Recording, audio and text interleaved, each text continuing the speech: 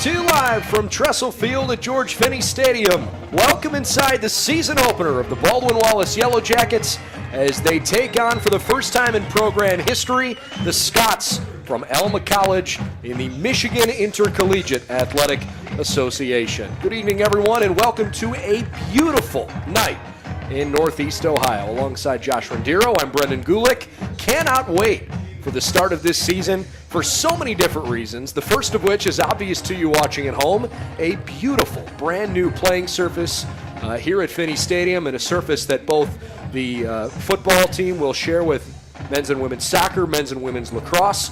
It looks terrific. The field feels terrific. It's nice and soft. They've added some measures to the playing surface to help try and prevent some concussions, and I really think it's going to be a terrific recruiting piece for the Yellow Jackets as they get ready for the start of the season. Totally agree. And I don't know about you, but I have been looking forward to this season all summer. Coach Hilvert's second year, you got a lot of things that you're trying to transcend from last year that you're trying to build upon going into this second season. So this is going to be a great game for this season to get started off under. Alma is coming off of an off season where they have a new head coach. We'll get into Jason Couch along the way. They went 4-6 a year ago. In the first season under Jim Hilvert, the Yellow Jackets doubled their win total. They went from a 3-7 season to a 6-4 campaign last year, certainly trending in the right direction.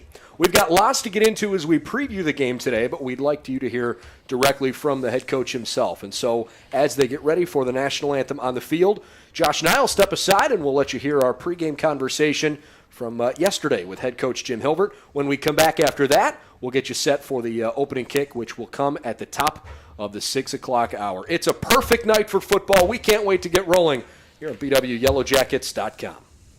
Ladies and gentlemen,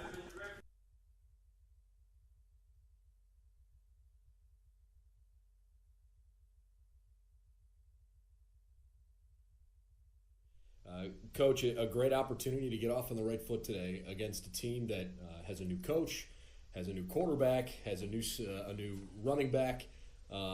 There's probably a lot of unknowns because you're playing against a team you don't really have any tape on, and it's difficult to scout opponents like that. So what are some of the unique challenges you face in week one? First of all, I think I can tell our guys all the time, it's all about us. We got to take care of us. We got to play at a high level and execute at a high level in offense, defense, and special teams. If we can take care of us and have that chip on our shoulder and be ready to play this first week, which I think our guys are excited about doing that, I think we can do some good things. Obviously, I know it's the unknown. I know their starting quarterback is a guy that was on the basketball team that led his high school team to state championship in football. I know their running back hurt his knee last year in ACL. So I know they're pretty excited, obviously having that new culture they're trying to create and being on the road. But like I said, I think our guys are up to the challenge. I know our guys are excited playing on Thursday night at BW. Looking forward to the game day atmosphere here on Thursday night. Plus, for all of us, like I said, especially me, we don't have to wait till Saturday, which is obviously a good thing for me. You get a little anxious, but to be able to kick off the opening season on a Thursday night is really special. It feels like maybe there's even more pomp and circumstance around the game than usual because you've got the new field and you are under the lights and an opponent that, at least in BW history, the two teams have never met. Football's a game where you want to feed off a lot of the adrenaline and the emotion, right? But at some level, you have to dial it back a little bit, stay within yourself, and sort of execute your game plan. What's your message to your team before the game when you know, hey, emotions are running high, we're really excited to go, but you want to make sure that you can stay focused on what you're doing? I think this is a message for us, to reiterate the same things that we talk about all the time. First of all, if we give 4 to 6 seconds of a relentless effort every single play, if we do our job, and I think it's the main thing too, do our job. And you kind of hit on it a little bit, play within yourself, but do your job. Trust your teammate, trust the call that's been called in, and if you execute and play extremely hard, we're going to do some good things on the football field. And obviously, I know there's, like you said, emotions and stuff like that. You got to keep that in check. And I think once that first kickoff, a couple plays, all right, guys will obviously you'll settle down and stuff like that. But also throughout the game, there's going to be some highs and lows. We just got to be consistent all the time. And if we can do that, like I said, I think we can be a pretty good football team this year. One of the things that was unique about your offense last year was that you had the ability to be creative. You had lots of different guys throw passes. You ran different kinds of packages. It was fun to watch. Given that you've had some guys graduate, but a lot of them returning, can we expect to watch some of those same kinds of fireworks this There's year? no doubt about it. No doubt about it. When you have guys, obviously, so it's Jake Hudson, obviously our quarterback, our starting quarterback right now, who's really good with his feet. And then you add Will Vance, Matt Lowry, all those type of guys that can do a lot of different things by throwing the ball and running the ball. I think it keeps their defenses on their toes. And obviously, we don't want to maximize as much talent that we have there on the offensive side of the ball. And I know we have a lot of fun with it, and I know our kids like it too. Jordan Leverett is probably the fastest of your wide receivers. He is certainly one of the fastest guys in the country from dating back to when he ran track. Have to imagine that a healthy and consistently on the field Jordan Leverett changes your dynamic offensively, no? Oh, there's no doubt about it. I think Jordan does a great job of stretching the field. I think he had a really good summer camp. I know he's anxious to come back from last week's scrimmage to this week to show him what he has. I know he really had a really good spring ball too. I mean, the guys really has elevated his play, and to have a weapon such as that, defenses have to pay attention to him. Again, there's going to be times where guys are going to have to double team him because he's such an explosive type athlete. And then if you look at the rest of the receiving crew, leaves a lot of other guys with single coverage, and guys like Chad Steinwalks or Mark Wolfington, Ty Gallo, Lowry, the Greers. Wow, Day had a great camp to Warren Glover. What a great camp he had, and we're very excited about our receiving corps. How about Josh Liberati on the defensive side of the ball? A guy that last year played pretty well, but maybe wasn't the focal point of the defense because there were some other guys out there that either picked up more tackles or just seemed to play a little bit more. I feel like the way your defense is structured, you're relying on him a lot this year. Oh, yeah, no doubt. He's a very smart, headsy football player, first of all, which is great. Gets our guys in the right call, and has a good nose for the football. Very coachable, does a really good job of leading our guys on the football field. He always seems to be in the right place at the right time. And to go along with him, and obviously our guys in the backfield with Ty Fields and Kyle Kelly, I'm really excited about those guys. Jordan Johnson had a great camp. And some of our young guys with Marquise Whiting, Elijah Green, we have a freshman this year, Anthony Kendall, guys have done really well, stepping up. I'm really excited about. And our defensive line, I think Wesley Spence had a really good camp for us, done some really good job, very athletic, and we're expecting big things from him and Parker Hoffler, Michael Rush, those guys, Aja, those guys to step up and do some good things for us up front. I know sometimes along the way, camp can get a little bit draining, 4 or 5 weeks, whatever it is, of just constantly hitting each other and going at it. But there's got to be some good moments, along the way. Do you have any favorite moments from camp this past year? Camp was feisty, which I liked. It was I think, very on edge, which was good to see guys battling for positions. A lot of competition out there. It was really good to see that as a football coach. To be honest, that's one thing that kind of stuck out in my head. And I thought we did a good job of coming together this past week against Worcester as a football team, root for each other and cheering each other on both sides of the ball and special teams. And I definitely see that continue to happen as the season goes on. Awesome. Last thing I want to ask you, obviously you play every game to win. That's the objective. But are there other goals along the way that you've kind of set for yourself? Hey, if we don't turn the ball over this week, hey, if we throw for 250 yards, we're feeling like we're making progress. The thing for us, and then you go back and look at our stats last year, if we don't turn the ball over and we're efficient on third downs on offense side of the ball, and defensively don't give up explosive plays, and if we can make teams one-dimensional and stop the run, make teams throw the ball, I think we have a really good shot at winning some games. And I've looked at us on defensively, if we gave up explosive plays or had chances to have explosive plays but missed them, maybe a missed sack or a tackle for a loss, that hurt us defensively and hurt us in games.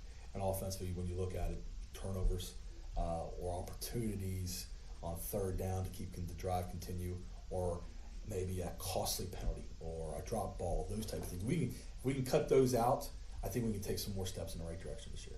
Can't wait to see it. It's finally here. I know everybody on campus is excited, both in the athletic department and across campus. It'll be a fun year for the Jackets. Good luck. Thank you very much. Appreciate it. We'll have more when we come back after this timeout on bwyellowjackets.com.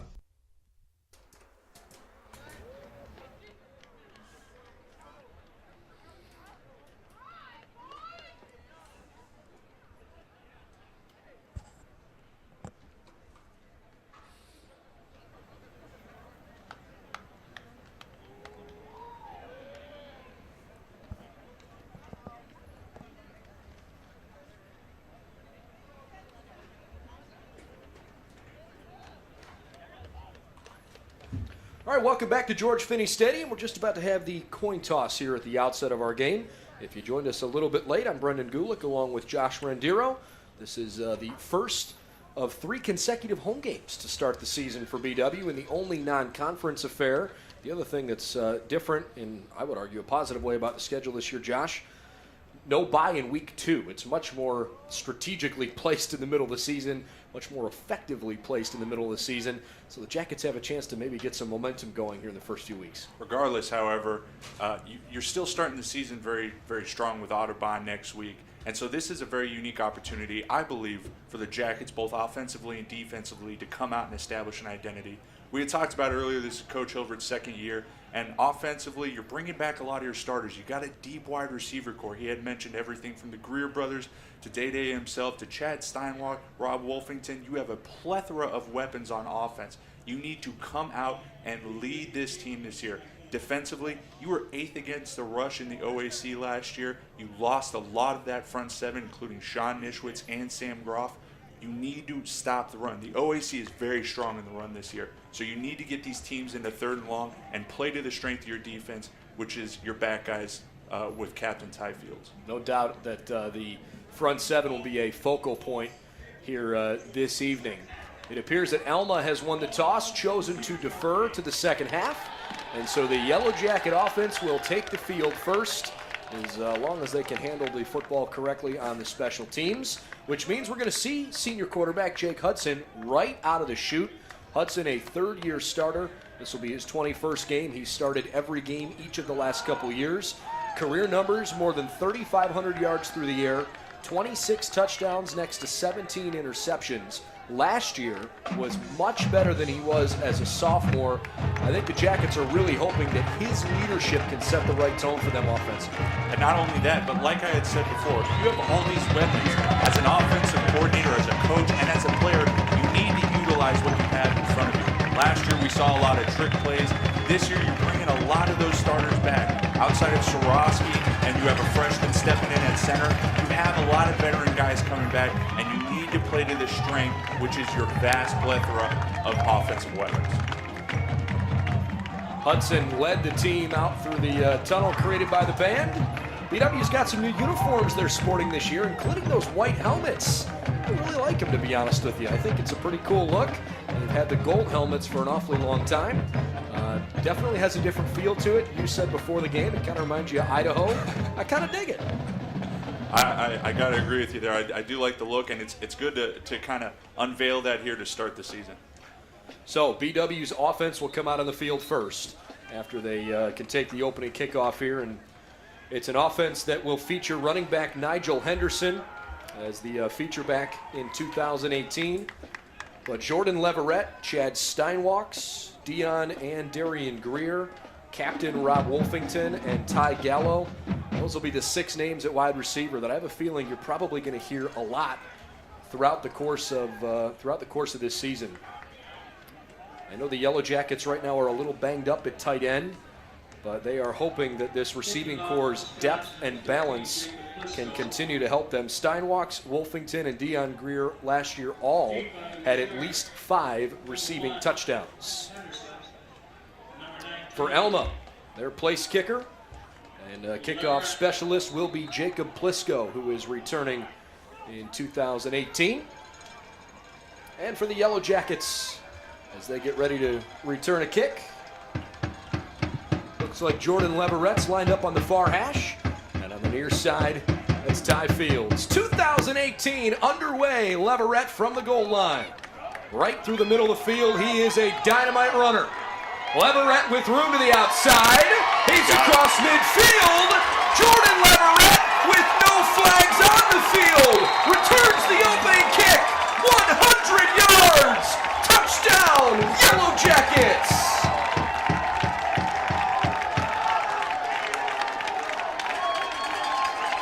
That's how you start the season. Coach Hilbert had said in the pregame interview that you got to get your speed on the field, and what better speed do you have than an all OAC track runner returning that thing 100 yards? Probably not what Alma had in mind. So we won't see the Yellow Jacket offense out there to get started. Boy, you can only hope that sets the tone, not just for the game, but for the season. Terrific blocking, and Leverett did the rest by himself. Jimmy Marshall on for the extra point. Bullseye right through the middle. Baldwin Wallace with a 7-0 lead, just 13 seconds into the ball game. Wow, what a start. Like I said, nothing you want more than to get your weapons on the field, and when you have all speed like that, you get him back there in a place where he could get the ball in space, and you see the result. Things happen so quickly, we didn't even have a chance to give you the officials. Our head referee today is Todd Sionik. Kevin Pierce is our umpire. Line judge is Joe Giocochia. Todd Zaborniak, the line judge. The back judge, Kerry Allian. Brian Harrell, the field judge. And the side judge is Mark Widman. So the Scots from Alma College will try to recover. And we'll have to wait and see how they make that happen. That is certainly not the way they had envisioned the season starting.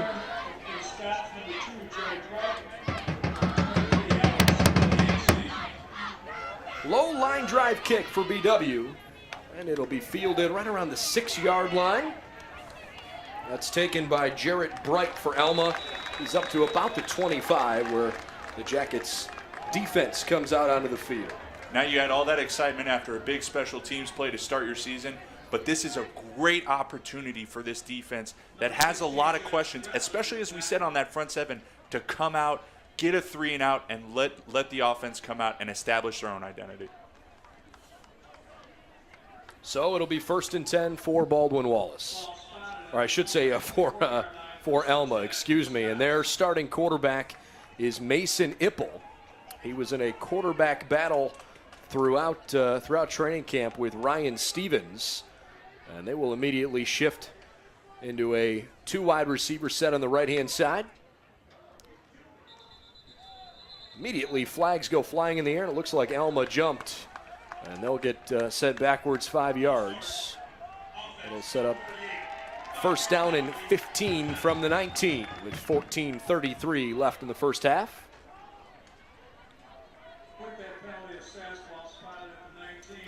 For Alma up front, Dino Deliani, John Aloisi, Dakota Jelenik, Mason McClellan, and Jacob Headley from left to right across the offensive line.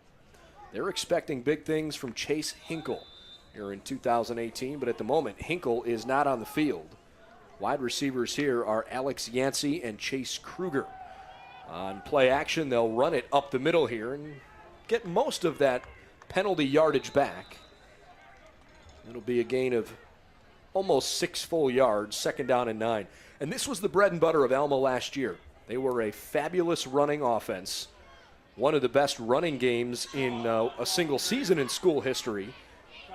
And they were anchored in large part by Caleb Reinhart out of the backfield and by last year's quarterback Dylan Zaborowski. The two of them combined for more than 1,600 yards on the ground. So they really ran the football well, and in fact, they were both over 800 yards individually.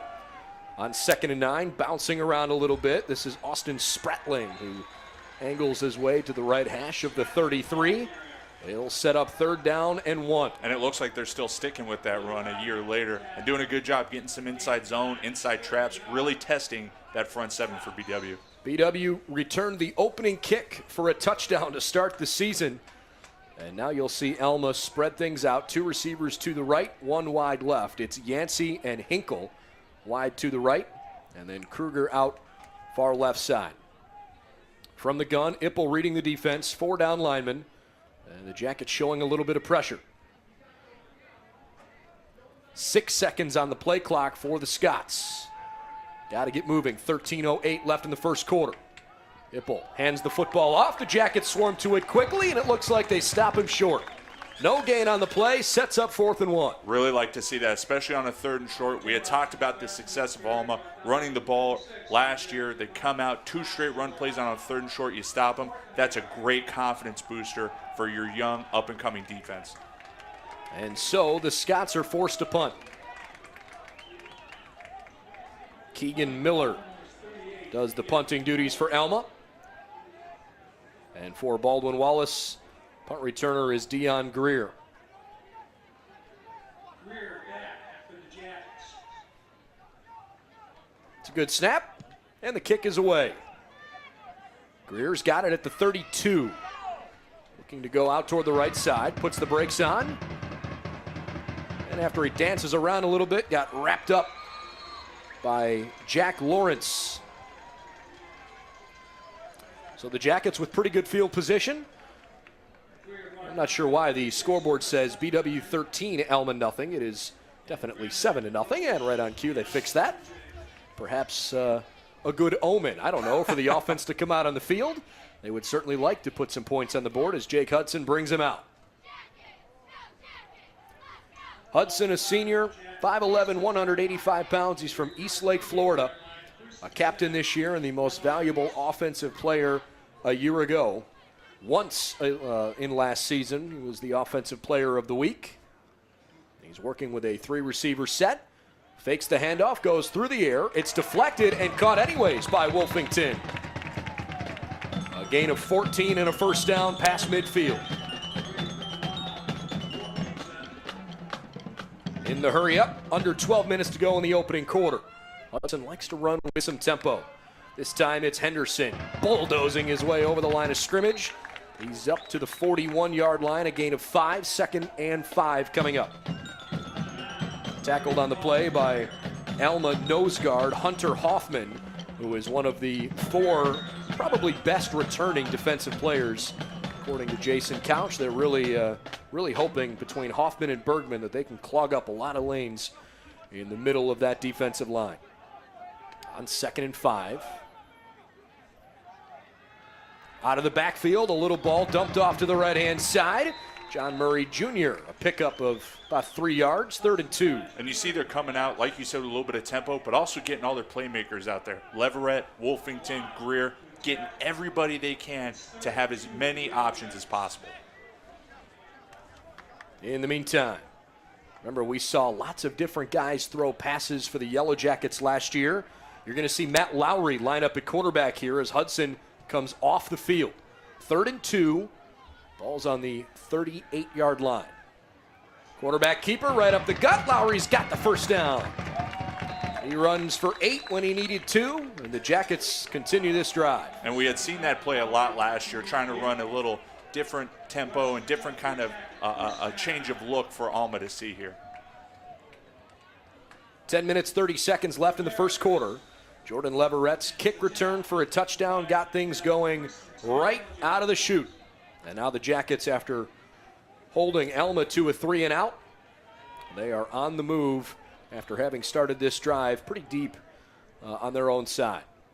1st and 10. Hudson shovels it out toward Murray, and he got sniffed out quickly, although he shook out of the initial tackle. Alma swallows him up for roughly a 5-yard loss. Great job on the defensive side of the football there, getting to John Murray. I believe it was Jacob Wildenhouse who went over and got to him first. Wildenhouse, Bergman, Hoffman, and Kyle Kraus, the defensive line for Alma. Linebackers are Gunnar Lamb, Zeke Ramirez, and Chris Luckhurst, who they're relying on big time. Colin Smith, Alexander Zako, Max Kretschmar, and Michael Halata, the defensive backs for Alma. 9:30 left in the first quarter. This is a forward pass out to Lowry, who's got it in some space and got cracked by Gunnar Lamb. Solid pickup when the Jackets needed it. Sets up a much more manageable 3rd down. It's officially 3rd down and 7 from the 27.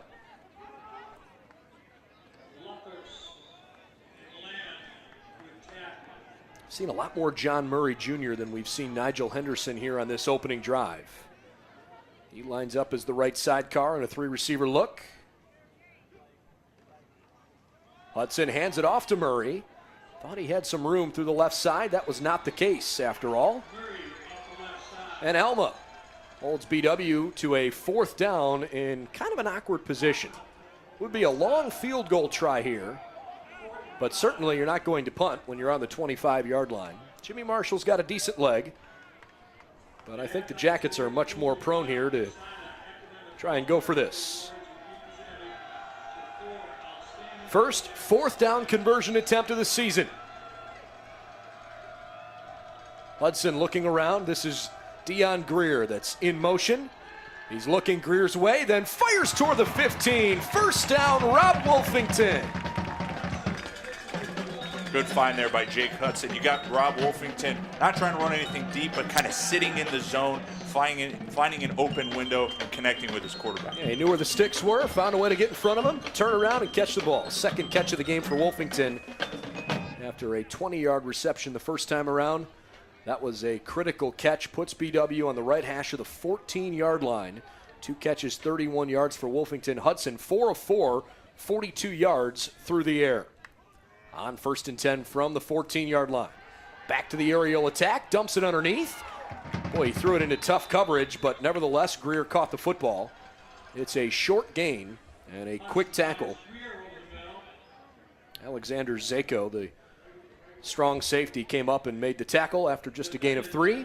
Second down and 7 with 7 minutes and 18 seconds remaining on the first quarter clock.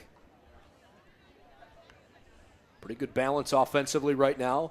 5 passing plays, 4 running plays for BW. They lead by a touchdown, but this is their first offensive possession of the season. Greer again in motion. They fake that, and Hudson got cracked in the backfield. Good penetration from Hunter Hoffman. He wasn't buying the fake. Hudson dropped for a loss of 4. It's 3rd and 11. We had talked about earlier, it's very important for this offensive line, just as it was last year, to really establish an identity. You're really returning a lot of your same guys, but the continuity is really necessary, in these kind of games moving forward to define the rest of your season. I'm very interested to see how this offensive line responds, not only in this play, but for the rest of the game. Tight end Mitchell Yell checks out, replaced on the field by wide receiver Chad Steinwalks. Trips to the left-hand side for Hudson. 3rd and 11 from the 15. We're at 6:25 left in the first. Great pass protection. Hudson bang as he rolls around. He can make things happen with his feet. He's got Wolfington open, and he's in! Touchdown, Jackets!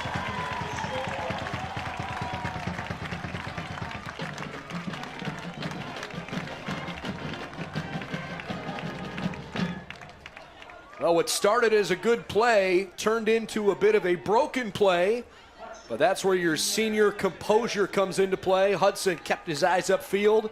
Wolfington found an open space and made the nice catch. Couldn't have said it better myself. Senior composure. Getting hit in the pocket usually flusters a lot of quarterbacks, but you see him roll out, keep his eyes upfield, find his other senior receiver for an easy touchdown.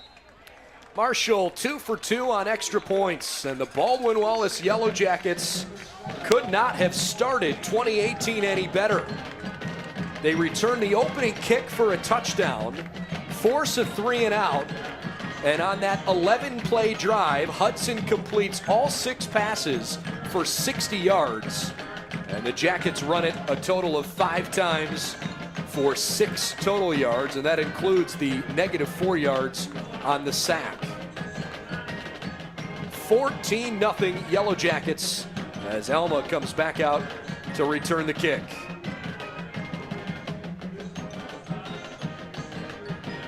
Rob Wolfington is featured in a big way. 3 catches, 46 yards. He had a 20-yard catch on a first down throw. He converted on a 3rd down, and then he caught a pass for a touchdown to finish off that drive. Jared Bright, Alex Yancey back deep to return the kick. This will be Bright near side from the 18. Slips through a couple defenders. He's inside the numbers up to the 45-yard line. And Jared Bright tries to give a little spark to the Alma offense, who will come back out on the field here. And kind of going back to your point, it's very important that you get your starting quarterback and a big-time receiver and senior in Rob Wolfington going early. That can allow for the rest of the season in tough points offensively for those guys to not only be on the same page, but always be looking for each other. Very underrated part of an offense's continuity. A 5-yard penalty added on to the end of the play. The Yellow Jackets were flagged for being offside. It's the first penalty on BW tonight. The only other flag was a false start on the first play from scrimmage for Alma. So now they come back out with terrific field position just inside midfield. Down 14-0, Mason Ippel on his way back to work. Ippel last year as a quarterback played 8 games, only threw 7 passes, but he did have a touchdown. Immediately to the ground game. This time it's Steven Soa. A solid option for them at running back and a good pickup. They're really a 7-yard gain. Not to interrupt, they're really going to a lot of these inside traps to really test that inside of the defensive line here for BW as we see them with the quick up-tempo offense coming back to the line. Soa stays in the game as the left sidecar. 2nd down and 3. Some shifting around for Alma. Option play to the left-hand side. Ippel keeps it. BW sniffs it out quickly. No gain, maybe a loss of a yard on the play. Terrific job by Wesley Spence. Credit Matt Dunning as well for his pursuit. Wesley Spence coming from the other side of the field, the defensive end spot. That is a very underrated a part of your defensive line if you have a guy who can get upfield and chase down an option play like that. So it's officially 3rd down and 3 with 4:53 left in our first quarter. Jackets by 2 touchdowns early on. Alma likes to get to the line quickly, check the defense, and then decide if they like to play or want to change it. See if they can convert here on a 3rd down. Bright to motion man. He gets a fake handoff, and the Jackets didn't buy it one bit. They'll credit the forward progress just behind the line of scrimmage, but Ippel got stuffed. Again, Dunning was there. Defensive line was terrific on that play. Tano Arocho also in on the stop. And Alma's content to punt the football here. Back-to-back possessions where Alma has a 3rd and manageable. And those are possessions where, as you said before, a great running team is going to run the ball. And as a front 7, as you have questions, if you can stop the run, that really boosts your confidence. Greer looks high up into the sky, and he got smoked. An easy flag coming out. Now, Alma pounces on the football, but Greer got tackled as the ball was coming down. I don't necessarily think I would say it's a cheap shot, but the timing of that was, well, it's the first quarter of the first game of the season. Maybe that's just the best way to put it. And so Alma's going to give BW the football back, and you can add 15 yards to the end of that play. Kick catching interference. Kicking team number 47. That's a 15-yard penalty from the foul. First down, Baldwin Wallace. All right, so Josh, with 3:47 left in this first quarter, I mean, I certainly don't want to be a broken record here, but you kind of wonder what BW feels like they could have done better. These that first drive, the way they've put together defensively, boy, I don't think they could dream up a better start. We see a lot of commonality between last year. I know when we called games, we saw a lot of this motion, a lot of trick plays. We've seen Matt Lowry come in there. It seems to me that you need to come out with an identity. This offensive line needs to know, are we here to run the ball with Big John Murray and Nigel Henderson? Are we here to get the ball to all these plethora of weapons? I'd be interested to see if they kind of more establish a pattern here coming into this possession. Perhaps the identity is unpredictability. The Jackets take over, 1st and 10 from the 29. John Murray threw a gaping hole in the middle of the line of scrimmage. He's across midfield, and the knee never went down.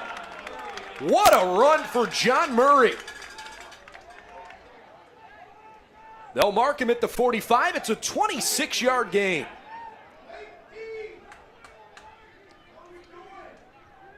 Murray with his 4th carry, but easily his most successful one. Hudson wants to get moving. 3 receiver look. Fake handoff to Murray. Jake wants to air it out. He got wrapped up in the pocket and nowhere to go. Hudson sacked on a 5-yard loss back to midfield. Surprisingly, that one's actually on Jake. Jake needs to have a little bit of a mental clock. He had good protection right there, especially from his blind side. He needs to know he either needs to get rid of the football, look for his check down, or try to make something happen with his legs. 3 minutes, 1 second left in the first quarter. Baldwin Wallace 14, Alma nothing. Wolfington and Dion Greer wide to the right. It's the speedster, Jordan Leverett wide left. Chad Steinwalks is in the slot on the right-hand side as Murray flares out for a little screen pass. Boy, he is ridiculously hard to tackle today. Down to the 38-yard line.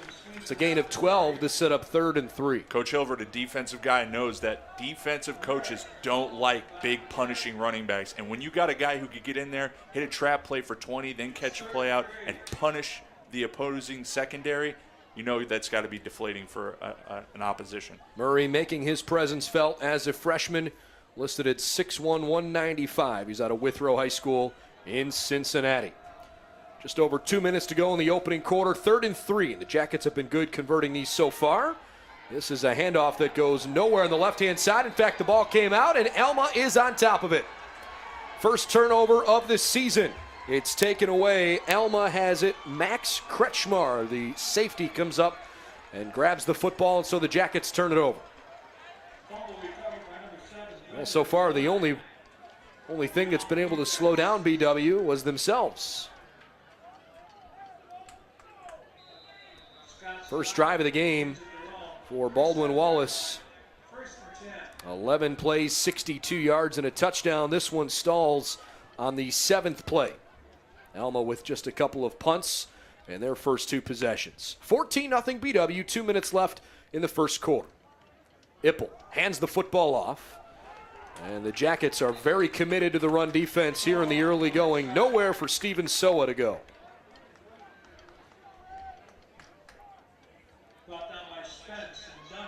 Wesley Spence and Matt Dunning both coming in. Boy, we've said Matt Dunning's name basically every other play here in the first quarter. Gets the start today at safety, and his nose for the football has been impressive, both in coming to the play up the middle, whether he's been flying out to a screen pass. It's been really good. Ipple rolls out far side, jogs it down the field. It's a great pass. Caught on the far sideline. Chase Hinkle stays in bounds. It's a first down. Good little design there. You fake the quick bubble screen, and then you roll your left-handed quarterback out. Get him on a high post to the receiver. Great design play there. Gain of 23 yards down to the 39. Easily the biggest play of the game for the Alma Scots. Down by 2 touchdowns late in the first quarter. Ipple did a nice job throwing across his body on the run there. Empty backfield. 4 receivers. One of them motions. Fake handoff. Flag goes flying high in the air. The play continues, and Ipple tackled right around the line of scrimmage as he ran over that left tackle. It's a defensive penalty, offsides on BW.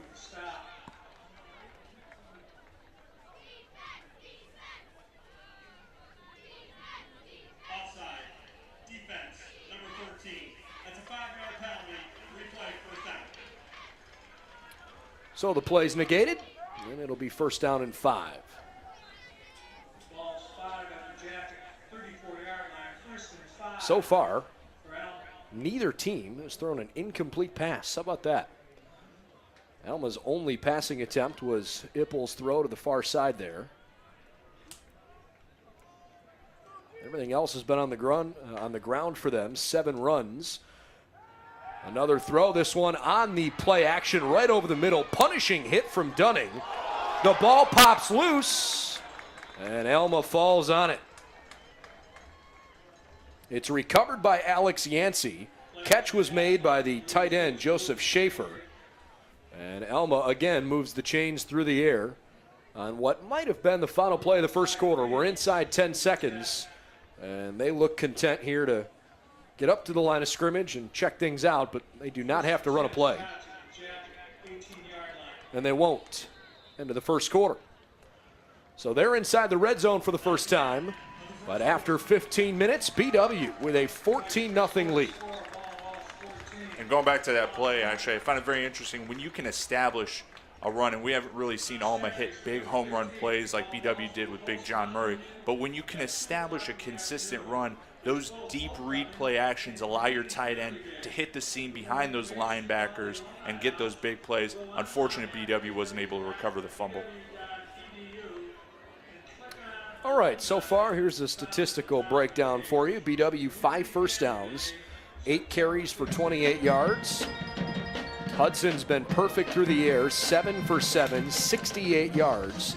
And a touchdown pass to Rob Wolfington. On the Alma side, they've moved the chains 3 times, all on this drive. An average of 3 yards per carry on 7 runs. And Alma is 2 for 2 through the air. That said, been a couple of negative plays for Alma. And so their total offense probably is not where they want it to be.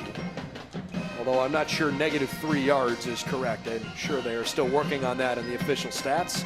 BW, 96 yards of total offense. These teams will switch sides of the field. Flag not really waving too much, but there is a consistent breeze, I suppose. And right now, Alma's going to go into the wind. First play of the second quarter. 1st and 10 from the 18. Ipple fakes the handoff. Looks toward Yancey, flushed out of the pocket. Did he get out of the pocket when he threw it away? Apparently the answer is yes at the moment. The officials are discussing that. No foul for intentional grounding as the passer was outside the tackle box and the ball crossed the line of scrimmage. There's the explanation from our head referee, Todd Sionik. Incomplete. 2nd and 10.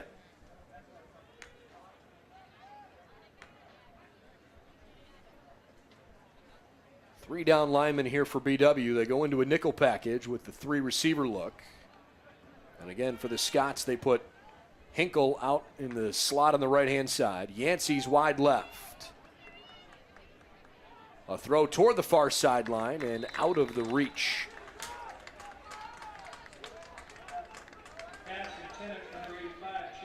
I believe that was Chase Kruger on that far side. Sure was.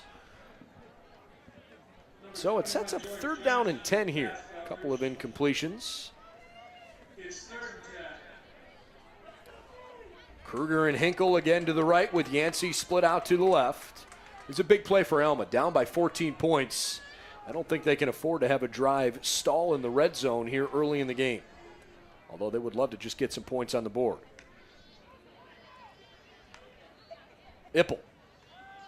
Looking over the middle, really under the gun, floats it to the left-hand side. It should be enough for a 1st down after Spratling caught it out of the backfield. Kind of pinned it against his hip. Smart play there by Ipple to get his back out against the blitz. We saw Coach Hilver bring the blitz to that side. He gets the back out of the backfield. Smart throw, smart check down for the 1st down. It is actually 4th and 2. They said his left foot hit out of bounds before he got down to that 8-yard line. So it's not really even that close. 4th and a full 2 yards, and Alma is going to go for it. Last year, they only kicked 5 field goals all season. This time under center. Ipple on the sweep. Matt Dunning does it again. Turnover on downs. Great job by Dunning on defense. That's now 3 straight possessions. I don't know about you, but I've been very impressed with this defense coming out and establishing that they are going to punch teams in the mouth and coming and doing that here with Alma. Boy, Matt Dunning is playing really well at the beginning of this game. Junior out of Carapolis, Pennsylvania, and a guy that is getting some significant playing time. He certainly saw the field last year, but with Trip Washington as an all-conference safety, with Kerry Sparrow as a cornerback, they relied a little bit more heavily on their upperclassmen last year. And Dunning is proving he is more than capable as Murray takes the pitch, trying to give BW some room to rock. 1st down on the carry over the 25-yard line.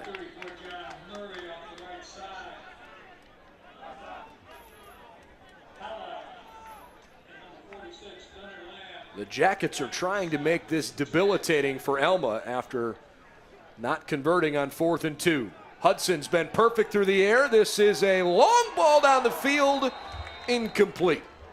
Colin Smith tried to pick it off, but he couldn't pull it down. The Jackets catch a break on a ball that floated a little bit. Have your receiver get behind the secondary, get on top of your next level guys, and your quarterback misses the throw. Those are the kind of plays later in the season that you're not going to want to miss on. Very lucky that Alma missed the opportunity for another turnover. So, 2nd down and 10 14-0 BW, just a few seconds inside of 14 minutes left in the first half. Murray continues to get his number called, and for good reason. A bruiser right through the middle again. The Jackets' run protection has been terrific. Murray's been a downhill kid all game. I've been really impressed with the freshman. Can't imagine you don't want to keep giving him the rock here moving forward. 1st and 10. Kretschmar, by the way, had the tackle on that last play. And on the encroachment, I believe, perhaps it was a false start, but I think it was a defensive penalty. Offside. Defense, number 57. That's a 5-yard penalty. First down. So they hit Hunter Hoffman with the encroachment foul. And it sets up 1st down and 5.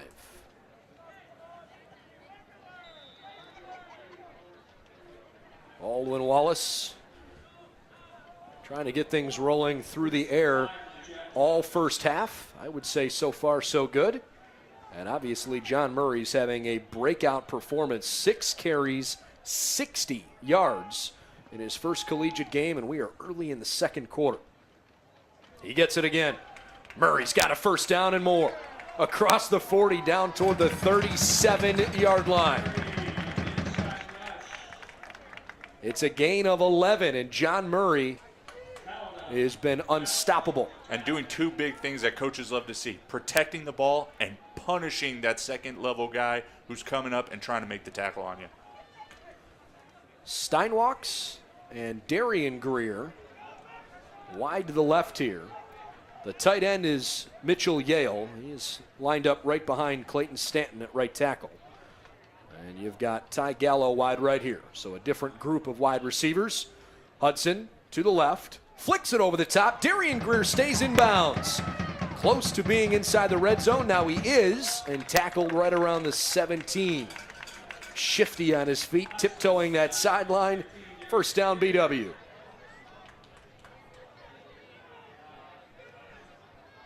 Jackets trying to keep it rolling. Hudson from the gun. Murray over the right side. That was a play that didn't really have a lot of authority. It almost felt like there were some players on both sides that thought it would be whistled dead. But there was not early movement in the eyes of the officials. Sets up 2nd and 8 on the 2-yard gain from John Murray. 7 carries for 76 yards now for Murray. Inside 12 minutes, the clock continues to tick. Hudson from the gun. Murray to his left. We have not seen any of Nigel Henderson at the start of this game, and John Murray's giving everybody a reason to watch him. Now Hudson through the middle, and he got tripped up. Nice job by Gunnar Lamb, who just kind of grabbed at Hudson's ankle and knocked him down. Maybe a gain of 1 yard. And the Jackets need to come up with a 3rd down conversion. They lead by 2 touchdowns, but a couple of ineffective running plays here. We'll see what they've got. But Coach Foos still seeing the success of his running game, so getting different guys involved, whether it be Big John or he's getting his quarterback going on inside traps there, you like the identity moving forward. Alma stacks the box a little bit here. 3rd and 6. Murray spins out of 1 tackle, runs away from another. 1st down and dives inside the 5. Love watching a guy run the football who welcomes contact the way John Murray does. And not only welcomes it, but after multiple carries. Hudson looking for Steinwalks. He's got it. He's in! A circus catch! Touchdown, BW!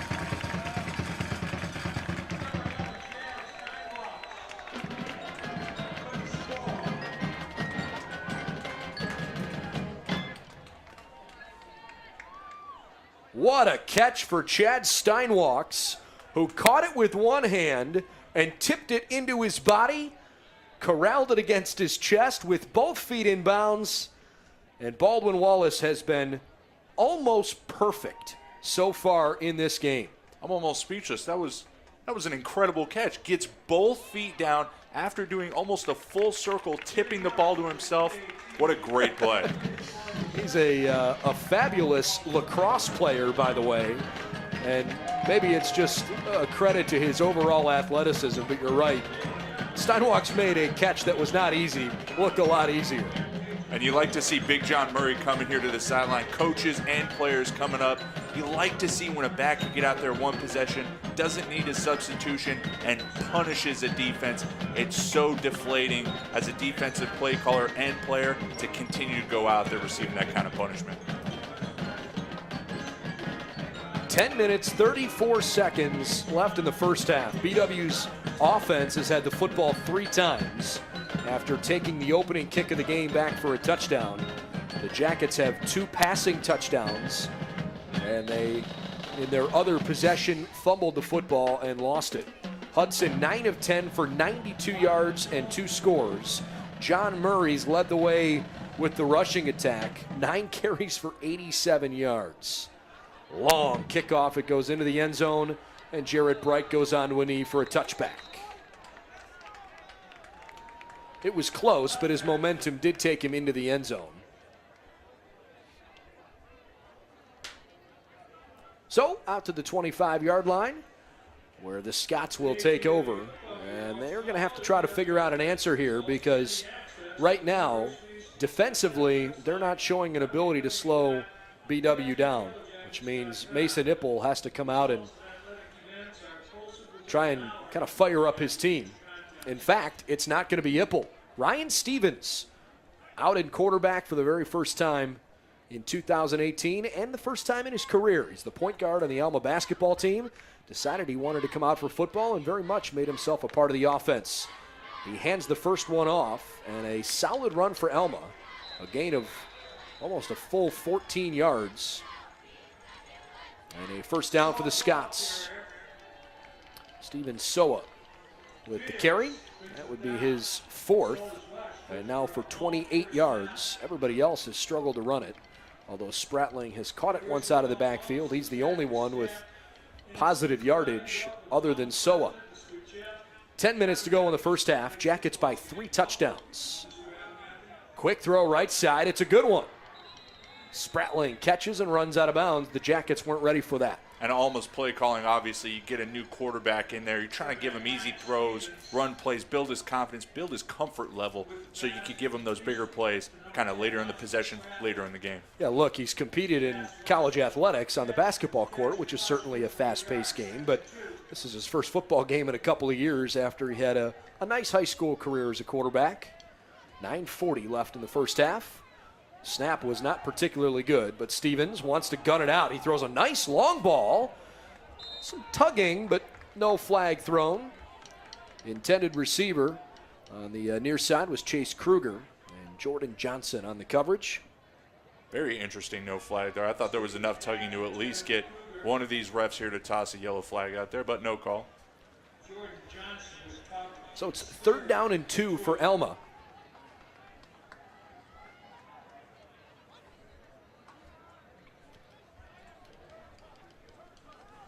Alma right now 0 for 2 on 3rd downs. Stevens is trying to keep his defense off the field. Back to the ground, and the Jackets get to him quickly. It's a 1-yard gain, and they stuff him short. 4th and 1 upcoming. Soa could not get to the sticks. Soa with the inside carry brought down by Dunning. The BW defense is scoring. And Jason Couch says, well, let's punt the football. Meanwhile, Jim Hilbert and company are going to keep their defense out on the field. They're anticipating that perhaps Alma's going to try and fake this, and they're willing to give up if Keegan Miller punts this away and perhaps even pins him deep. Miller does punt it, and it is off the side of his foot down the right side of the field. It does take a slightly Alma favorable bounce, but not a long punt. It goes from the 49 on Alma's side of the field to the 22 on BW's side. It's just a 23-yard punt. And with 8:38 left in the first half, Baldwin Wallace has looked unstoppable. And they'll take over 1st and 10. Thanks for making Yellow Jacket football a part of your Thursday night, and welcome to the 2018 season. This is the first game played across the entire country. There are other games across the nation tonight, but they're all kicking off at 7 o'clock, which means even still here at 6, almost 45 Eastern time. This is the only D3 football game of the year, and I imagine there are probably some people nationwide tuning in. Hudson looking for a long ball down the side. Leverett got hit with the hip check. And incomplete. No flag. That doesn't surprise me one bit. We saw that a lot from the Jackets last year, Josh, where they look for a big home run type play on first down. And with all these weapons, why wouldn't you? We see Lyle Grant check in a play ago for Big John Murray after he got those plethora of carries last possession. You have a lot of weapons, so you have a lot of things you could do. I would just like to see BW offensively, from a play caller's point of view, keep it simple. Second down and 10, 8:32 left in the first half. Hudson throws a screen pass to Nigel Henderson. Near side, shifts around, and Henderson on his first reception of the year will move the chains, a gain of 12. That's the 11th Yellow Jacket first down of the first half. And something good to build upon moving forward. We had talked about in the pregame, you got to build that identity. We're seeing it here early. Henderson, a junior from Pittsburgh, and the top returning running back. Hudson, good protection, throws across his body. Steinwalk's wide open, reaches back across his body as he had his heels right up against the sideline. It's a solid catch. Hudson now 10 of 12 through the air. Check that, 11 of 13 through the air for more than 100 yards. He's, in fact, right at 111. Second down and 3, 7:48 left in the first half. Two backs, three receivers for Jake. This time it's Darian Greer in motion. Hudson fakes to his right, throws back to his left. Henderson never completed the catch, and the pass is waved off as incomplete. Alma was hoping they would get the football back, but I think that's the right call. Henderson got cracked pretty good from behind right away there. Never really completed the process of the catch, brought it down and tucked it in. I'm sure his back doesn't feel too good at the moment either. 21-0 Baldwin Wallace. 7:33 left in the first half. Hudson rolling out to his right. Looking toward the sideline. Greer comes back, makes the catch. First down. Darian Greer hauls it in. Just in case you're wondering, they like to make it difficult on us. So Darian and Dion, the Greer twins. Dion wears 13 and Darian wears 14. Maybe next time we can talk them into wearing numbers that are so much different, because they're identical twins and they look obviously the same, especially from this distance. Short, quick, shifty wide receivers. Midway through the second quarter, first down, BW. This time the new quarterback for BW is Will Vance, and he gets tackled in the backfield.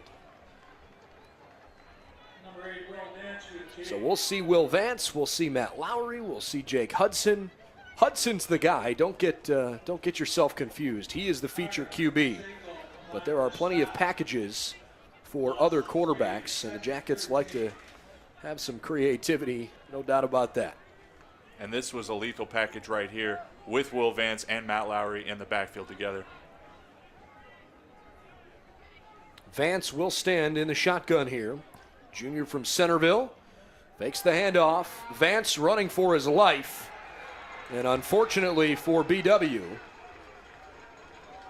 on the couple of plays where they've brought Vance in at quarterback, I don't know if, well, how do you see it? Was it the offensive line breaking down, or was it Alma just bringing on more pressure? I think you're just trying to get too fancy. We saw the previous possessions. You're keeping it simple. You're going with your inside zone plays, your bread and butter. You're going and punishing a defense. Now you're building their confidence by bringing in different packages for things you're trying to experiment. It doesn't make a lot of logical, rational sense to me. 3rd and 19. Hudson back in there. He needs to get to Alma's 43-yard line. Four-man rush. Jake looking down the field. Throws over the middle. No flag thrown. Okay, there it comes from the far side. I thought that was pretty clear cut. Darion Greer got knocked off his feet completely. I'd be awfully surprised if that's not a defensive pass interference here. Pass interference. Defense, number 21. The ball replaced the spot of foul. Automatic first down. Yeah, the foul's on Chris Luckhurst. And again, I'm certainly trying to be somewhat neutral here, but I thought that was a pretty obvious flag.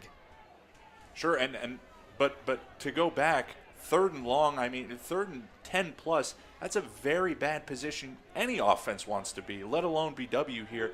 And when you're trying to build going into Otterbein next week and for the rest of this game, you need to go to what your strengths are. And as we've seen, it's been running the football. The only counter argument I would make, because I agree with you, you do have a 21-0 lead early in the game, and so it does open up the ability to just try some new things and throw some different ideas out there. Correction, the foul was 17 yards down the field, so it will be 15 yards to the previous spot, first down Baldwin Wallace. All right, they have made an adjustment on the new line of scrimmage. It's a 15-yard penalty, not a spot foul. And so the Jackets have it at Alma's 48, but nevertheless a first down. 5:33 left in the first half, and again, the Jackets have a 21-0 lead. Jake Hudson, 12 of 15 through the air for 117 yards and 2 touchdowns. Longest pass has been 19 yards. He's been very consistent. This time hands it off. A big hole for BW's Lyle Grant, and he's up to the 39. Sticking with that bread and butter, inside zone plays. Let your offensive line come together, and they're doing a good job opening some running holes. The Ohio Athletic Conference has consistently been one of the difficult conferences in college football, at least at the Division III level, and Alma is getting a real taste here of what OAC football is all about. They are running the ball very efficiently.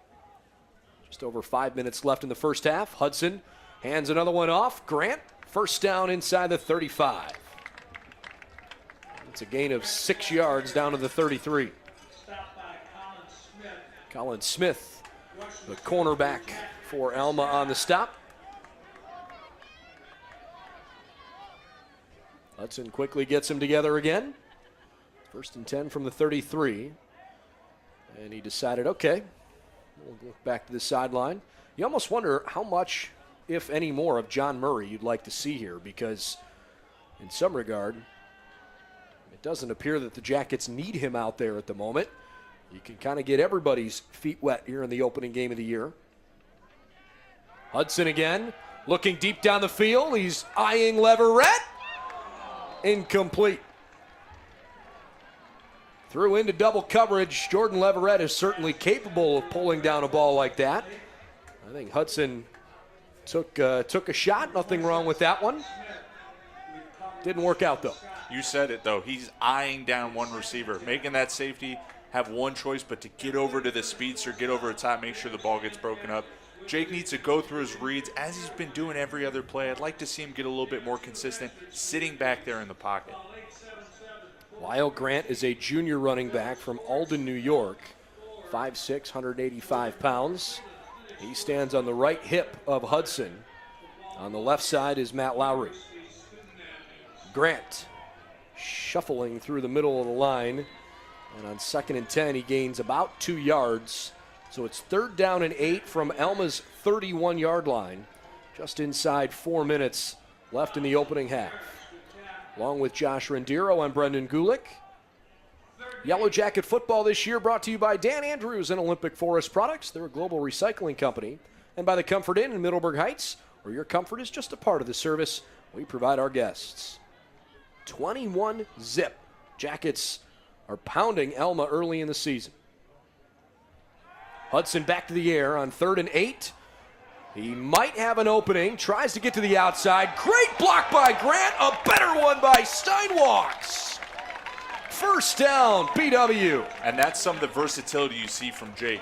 Sits back there in the pocket, makes the decision, I'm going to go get the first down with my legs, and we see it as Big John Murray's checking into the game.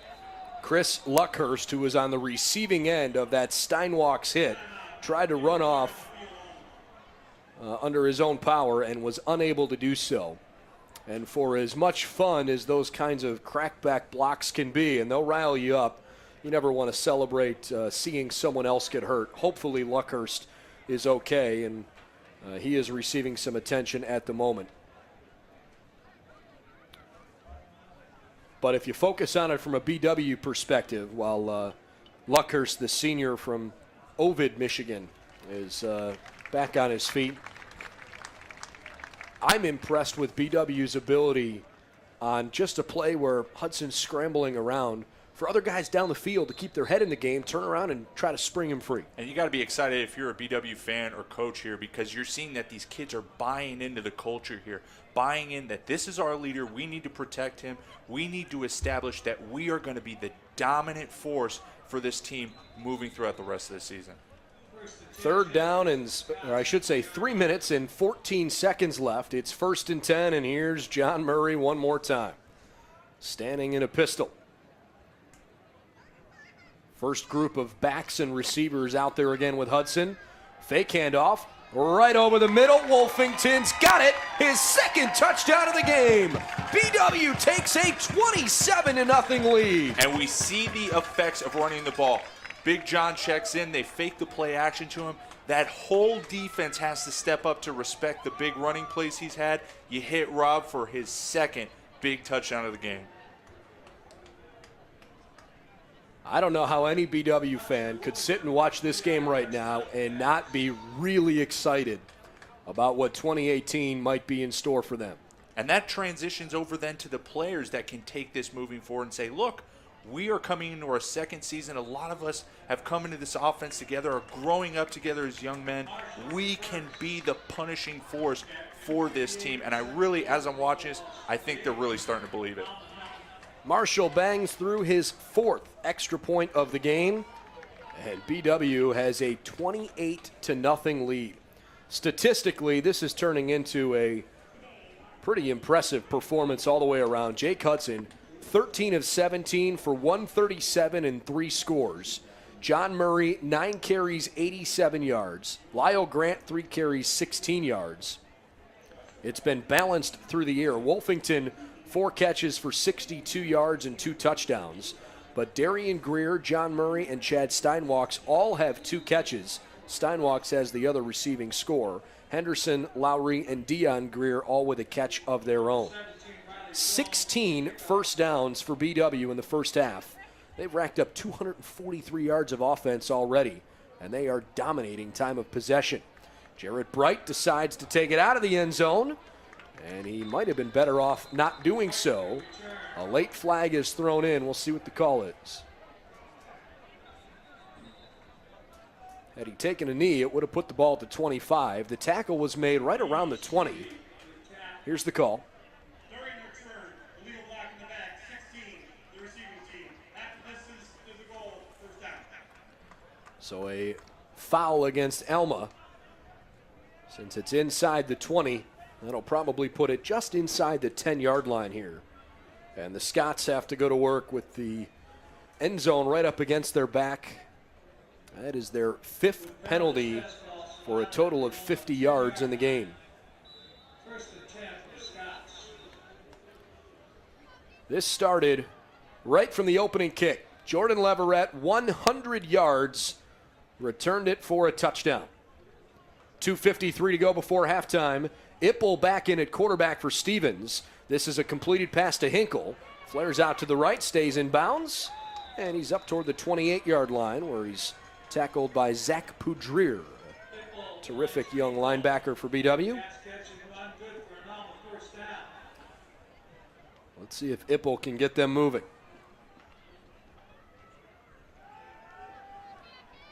Ippel sacked. Mike Rush got into the backfield, helped create the sack.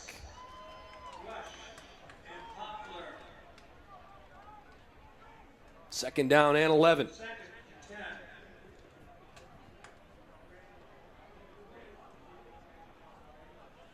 2 minutes, 8 seconds left in the first half. Ipple from the gun. He's got to get rid of it quickly, and he threw it toward Steven Soa's feet. Incomplete.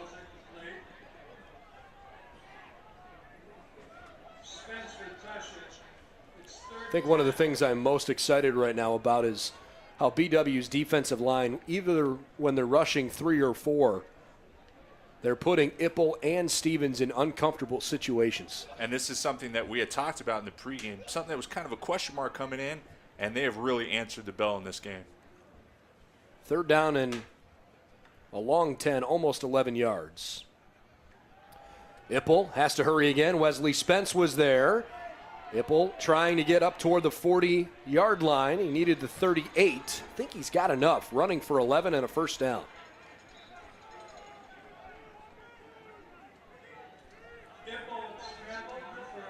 Anthony Kendall checks out for BW.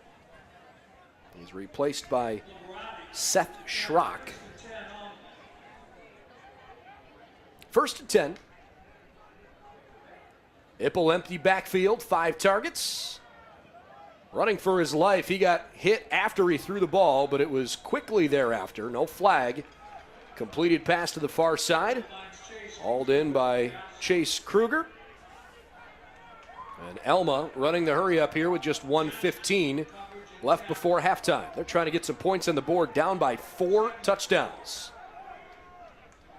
Timeout BW. Jim Hilbert was running up the sideline trying to get the attention of the official, and he does get the timeout before the play got off. So his first timeout. Not to jump on you there, but I'm sure he understands, even with a 28-0 lead going into halftime, you want to give this Alma team no semblance of confidence or momentum going into halftime. So you could see as he's very passionate coming against his defense, or coming to his defense, right there, probably reiterating that same thing, saying, look, there's no reason to even give them an ounce of confidence going into the game. Let's put an end to it here with 1:06 left. And with the roughly 120 yards of offense that Alma's had in this game, I would say at least 75% of it has come on a handful of 10-plus yard plays. They have had very few consistently pieced together drives. Most of it's been big chunk plays. They just haven't been able to do it and get down the field to score. But boy, it really feels like BW's defense, for the most part, is holding strong. And you're right, I think that has to be the focal point. And what did he tell you in the pregame interview? Don't allow the big plays. So I'm sure he's probably reiterating what you said. Got to clamp down on those kind of plays. 1:06, 2 timeouts left for either team here, tail end of the second quarter. Ipple rolling out to his right, throwing on the run with a flag down in the backfield, and he overshoots Kruger near side. We'll see what the flag is for. I think it's a defensive foul. Personal foul, defense, number 13, hands in the face. That'll be a 15-yard penalty, automatic first down. Wesley Spence, apparently illegal use of his hands there. So Alma gets the football in a fabulous spot at the BW 40 with exactly 60 seconds left in the first half. Brendan Gulick and Josh Rendier with you on a perfect night at George Finnie Stadium to open the 2018 season. Can the defense pitch a first half shutout? They're close, but still some work to do. Alma driving up the field. Ipple's worked mostly from the gun today. Continues that way, looking to his right. Oh, beautiful fake. Kruger's got it at the 20, up inside the 10. Chase Kruger faked out a defensive back in a major way. Did not see who was covering on the far side.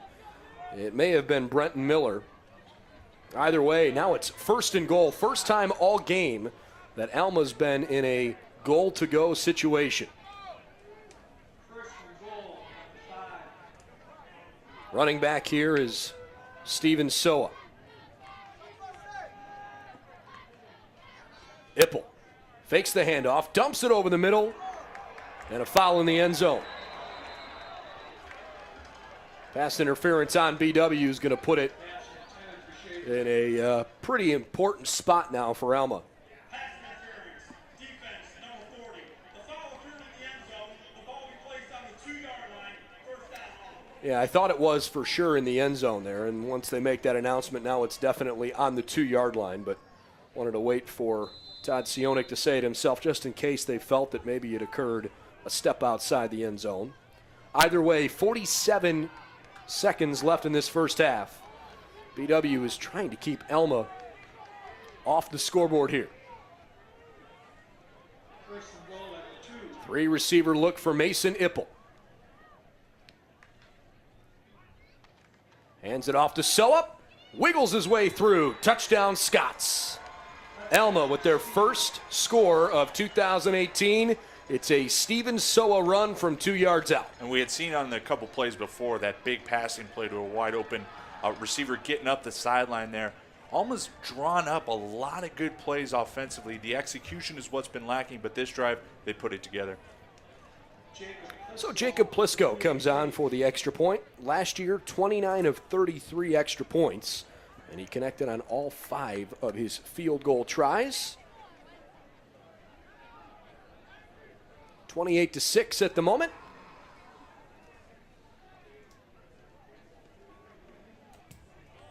And Plisco puts it through. So it's 28-7.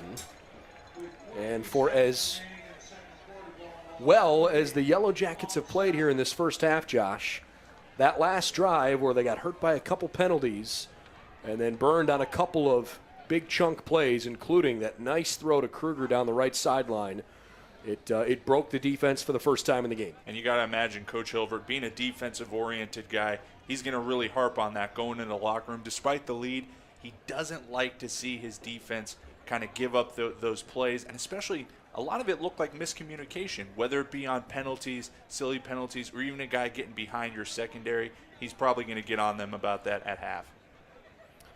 Ty Fields and Jordan Leverett deep to return this kick.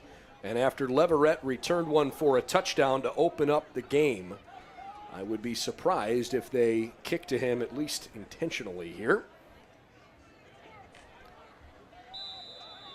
The good news for BW is that while Leverett is an All-American type runner, Ty Fields is pretty good too. It's not like there's a bad option if they kick away from Leverett. As Plisco gets ready to send it away from the 35. 44 seconds left in the half. Little pooch kick to the far side. This one stays in bounds, and Alma jumps on it. The Yellow Jackets defense has to go back to work after BW fell asleep on the special teams front. And that's, again, miscommunication. These young men need to understand the rules of the game. They're able to get that onside, essentially, even though it wasn't designed that way. And now you give Alma 40-plus seconds to cut it to a more than two-score game. Very silly play right there. Tyler Mrock able to jump on it on the special team side. Brandon Roach was over there too. So, the Scots from the MIAA take over on the 39-yard line. 1st and 10, 43.6 on the clock. See what the defense is made of here. Ippel standing in the shadow of the press box, cast across the field. Lobs one up far side, incomplete. That probably looked like a softball coming toward Ty Fields, but couldn't quite bring it in. Pass intended to Kruger. Fields with coverage, pressure providing mistakes Josh Liberati was over there to help break it up as well. 2nd down and 10 here. Alma still has 2 timeouts, 37 seconds on the clock.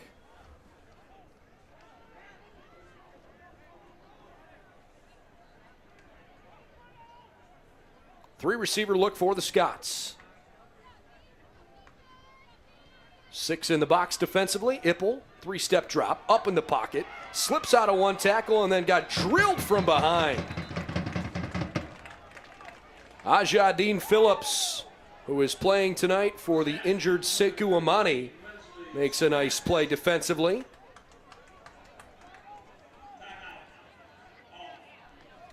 Alma calls a timeout with 30.3 on the clock. And so with a 28-7 lead favoring the Yellow Jackets, the Scots want to talk about this upcoming 3rd and 12. And if you're BW, I could only imagine that you just want to get to halftime at this point. You've had a possession where they were able to get the first score of the game for themselves. Then you have a special teams miscommunication. This is a good opportunity, despite those mistakes, to kind of put a clamp on this first half. A great first half for you, I will say, both offensively and defensively. Going to the half, talk about the few mistakes you have, and finish this game strong coming into the second. By the way, at halftime, if you are paying attention to what's going on down on the field, the Yellow Jackets will recognize their 4 Google Cloud COSIDA Academic All-Americans from last year. It includes a couple of soccer players, a cross-country young lady, and one of the Yellow Jacket baseball players. So if you're interested in that, check that out at halftime. We'll also be visiting with a special guest here at halftime as well. On 3rd and 12, a little trick play. Throw it on the right side. It is broken up, incomplete. Austin Spratling, the running back, threw a pretty good ball looking for Kruger down that right side of the field.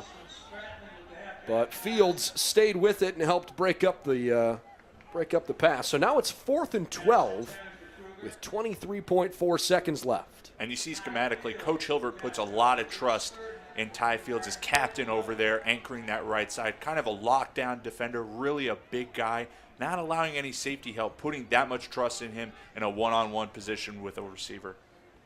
Soa checks in for Hinkle, and Alma says, all right, well, let's use our final timeout, 4th and 12, and discuss how we want to do this one here. I think part of their wonder is that they know they're going to get the football to start the second half. If they don't convert for a first down here, I don't know if there's a guarantee that BW is going to give the football away or just necessarily kneel down on it. I mean, I'm of the opinion that if you've got 2 timeouts and you know you're going to be on defense to start the second half, take a shot or 2. And especially the way they've been playing today, running the ball effectively. If you hit a big home run play, maybe a 20, even a 15-yard gain on running play, it allows you a little bit more options. So if you're Alma here, it's a very, very interesting call, but it looks like they are definitely going to go for it. Yeah, I think it'd be probably silly for them to punt it at this point, given what they did in order to get the football back.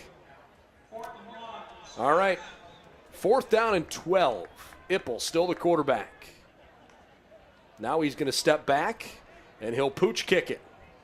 The Jackets were not ready for that. Nice job by Soa racing up the field. That ball gets on toward the goal line, and it is down very close to it. It will be inside the 1, maybe the nose of the football just outside the goal line.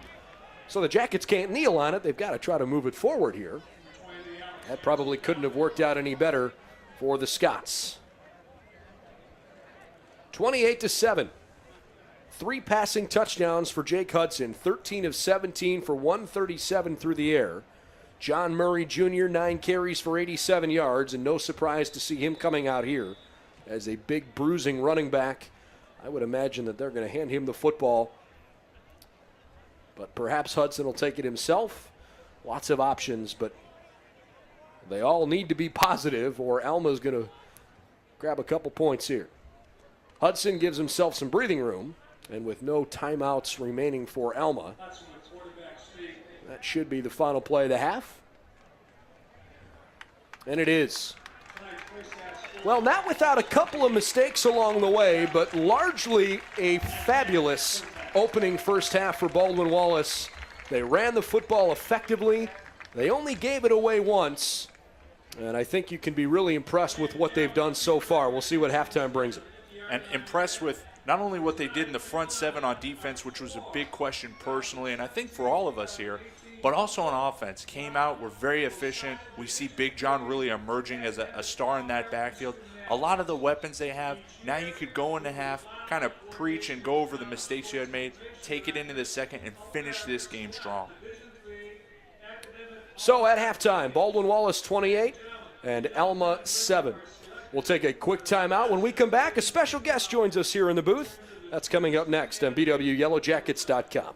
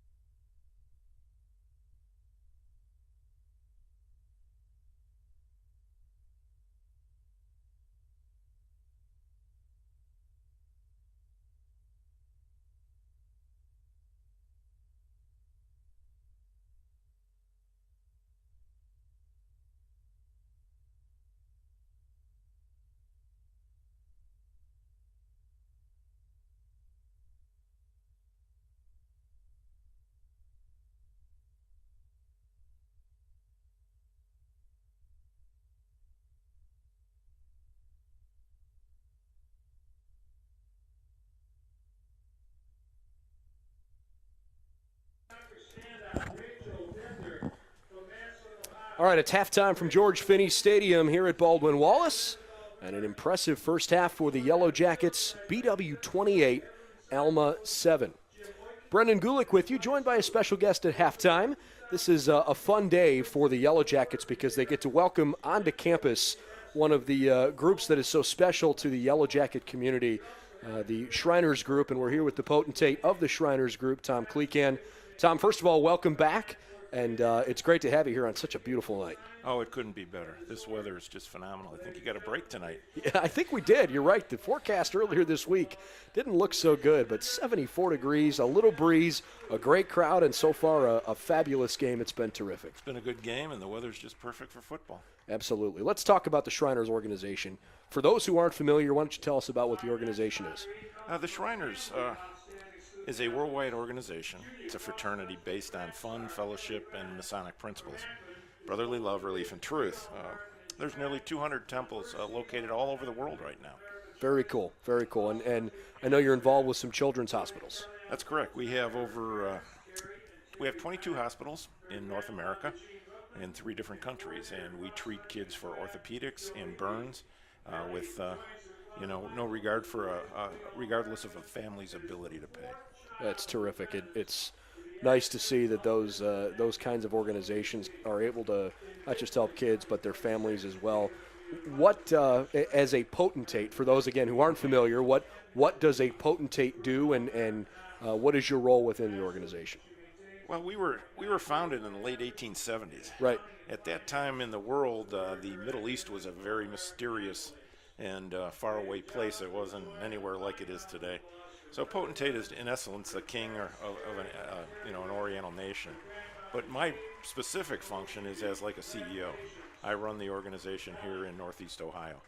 We stretch from Lorain all the way out to Ashtabula and down to the Akron area. And for those who might want to get involved with the organization, what's the process like, and how can they learn more about it? You can go to beashriner.com.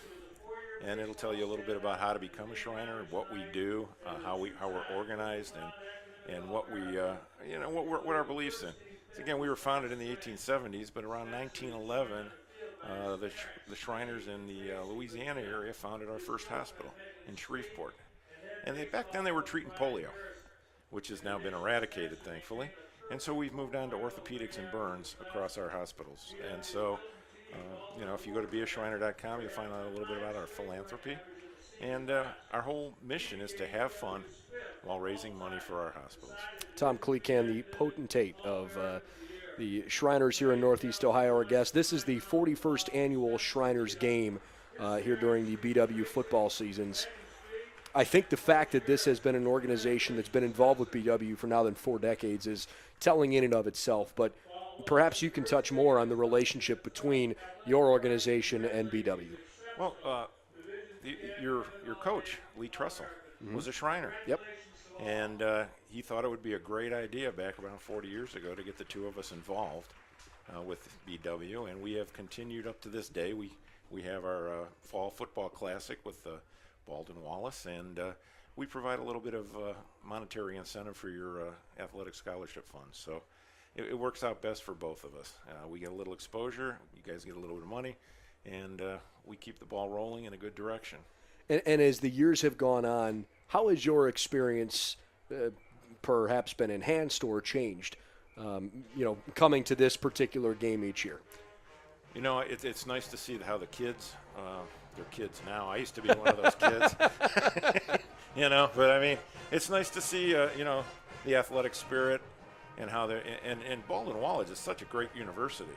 Right here, a hidden gem in the Cleveland area. I don't think too many people, a lot of people know about it, but they may not know how well it is. And, thanks to Lee, we get the opportunity to come out here and interact with your student athletes as well as some of your other students, and hopefully show them a little bit about what it's like to be a Shriner. And, and the college is just a fantastic college, so it's a win-win on both sides. No doubt about that. And I think especially over the last few years, when you talk about the university and the athletic programs, it's been fun to witness the commitment that the university has made to athletics, with turfing the baseball field or with building a new softball stadium.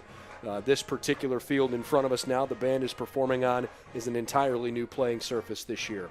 The Packard Center next door here is only a couple years old. There's a new soccer field behind that. So it's been great to see the way that the university has supported athletics, but I guarantee that it wouldn't mean as much to the community if it weren't for organizations like yours. So thank you very much. Well, thank you. It's been fun to look forward to this game every year, and you picked a good one because you came in late August when the sun's still out, and it's a beautiful Thursday night. Well, we do prefer the games in August or September to those in December. Northern Ohio being what it is. Yeah, by September, you never know what it's going to look like. That's true. Tom, thanks for stopping by. Brendan, Congratulations it was nice on all talking your to you. work. Thank you very much. Enjoyed meeting you. More halftime coverage coming when we return on BWYellowJackets.com.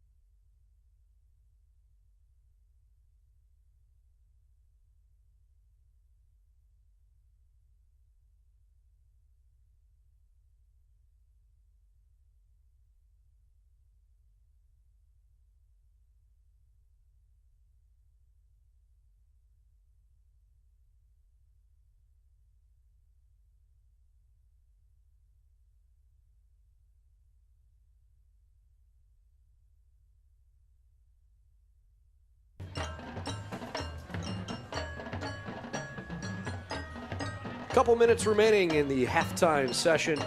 Baldwin Wallace and Alma right now playing kind of a one-sided game. BW 28 and Alma 7 in what has been a really solid but not perfect first half for BW. If you joined us late, I'm Brendan Gulick along with Josh Rendiro.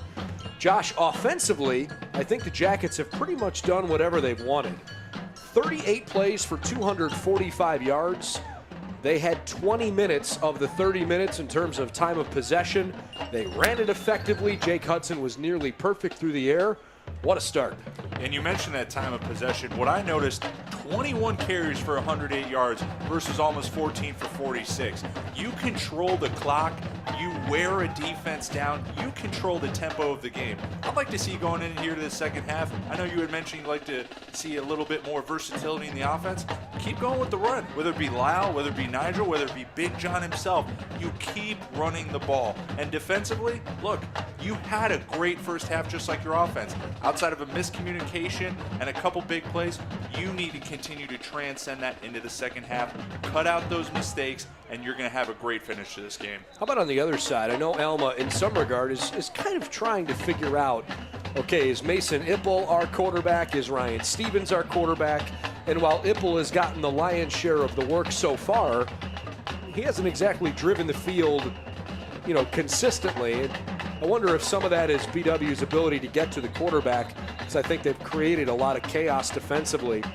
But it feels like it's more important for Alma right now to try and figure out who they are, because the Jackets have so much of a cushion. Hard to find out who you are when your quarterback's running for his life. Sure. We had talked about that front seven coming into the game, whether it be Wesley Spence or any of these new linebackers coming in. They've really shown that, hey, we are not going to be a question this season. We're going to be the staple on this defense. Well, Alma's going to get the football first to start this second half after the Yellow Jackets housed the opening kick of this season. Jordan Leverett, 100 yards, and Baldwin Wallace hasn't looked back since then. Alma, so far offensively, 27 plays for 160. And they are only 1 of 5 on third downs. They just haven't been able to string together any kind of long possession. Jarrett Bright stays in the end zone this time, takes a knee, and the Scots will come out 1st and 10 from their 25. What do you want to see from Alma here on this first possession of the second half? Well, like we had said, Ippel always on his back. You want to get him started. They had it good in their first possession. They had some consistent running plays until they got in those third and short. So maybe start off with a couple inside trap plays, and you probably want to get into that deep play action where they had some seams up the middle, testing the middle of this BW defense. Alma Scots coming off a 4-6 season. They're excited for this year. This is the 125th year of Alma College football. And Jason Couch, the head coach, who's a first-time head coach at the college level, he played for Alma on the 100th anniversary of Alma football. So kind of a fun parallel there. Steven Soa takes the first handoff of the second half and immediately tackled by Parker Hoffler. A loss of 1. It's 2nd down and 11. Don't see that too much anymore. Quarterback under center. Might want to write that down. You might not see that for the rest of the game. You're right. Alma has primarily run it out of the gun, and it seems like most of the college football offenses across the country have gone to that style of play. 2nd and 11. This is the second play of the third quarter. Ippel on play action over the middle, and a nice concentration for a completed pass. It's Chase Kruger over the middle. He had to look through a defender and somehow slide to make that catch. Good one. But like I had said, deep play action on that read. You pull it out and you have your wide receiver running a post in, testing the middle of that defense. Kruger and Hinkle wide to the left. Alex Yancey split out to the right-hand side. Tight end for Alma, Joseph Schaefer, but haven't seen too much from him tonight. On another play-action play, Ippel underneath. He is sacked. There is also a flag down. How about Wesley Spence bull rushing his way into the backfield? Number 13, Tressel Spence with sack. Holding. Offense, number 68. That penalty has been declined. 2nd down. So not only did left tackle Dino Deliani hold Wesley Spence, it didn't matter. Spence got to Ippel before Mason had any chance to take a step or two back in the pocket. And I know Coach Hilbert likes to see that from Spence, especially last year where he was more of a situational rusher. Now he's coming in full-time and showing, hey, I deserve to be in this spot. 3rd down and 13, although it still says 2nd down on the scoreboard. They declined the penalty. To the near side, a completed pass, and a tackle by Jordan Johnson. Actually, perhaps I'm off base on that. It is now 3rd down, right? Yeah, 3rd down. I beg your pardon. 3rd down and 5. It'll be from Alma's own 44-yard line. Ipple again from the gun. Near side, it's a completion and a 1st down. Nice catch by Yancey. That time, Ty Fields, who decided to rush the quarterback, got beat on a little dump over the top. Sometimes you gamble and it works. Sometimes you gamble and it doesn't. And good read there by Ipple, seeing Ty Fields coming on that corner blitz and going immediately to his man on a little dig route right there, making sure he gets 1st down. Kruger and Hinkle to the right. Yancey wide left. This time Soa's in the backfield. It's a screen pass to Yancey. Across the 40, right at the numbers. Close to the 1st down marker with Matt Dunning coming down to try and make the stop. Brenton Miller also in the area for the tackle. And they will give him a gain of 10 and a 1st down. This has been a good start for Alma so far here at the beginning of the 3rd quarter. 12-28 and counting. It's a run play on 1st down. Soa through the right side, pushing his line ahead. And he's got a pickup of 8 yards down to the 29-yard line. What do you see different here from Alma that's enabled them to move the football consistently? When you're able to run up-tempo offense, that defensive line, especially big defensive linemen, get tired, and you get those running lanes that open up on inside traps as we saw right there. Austin Spratling in at running back. He replaces Steven Soa. Trips out to the right, 2nd down and short. Ipple from the gun, 5 defensive linemen. Quick throw to the right side. It's enough to move the sticks. Chase Hinkle grabs the football on the short pass.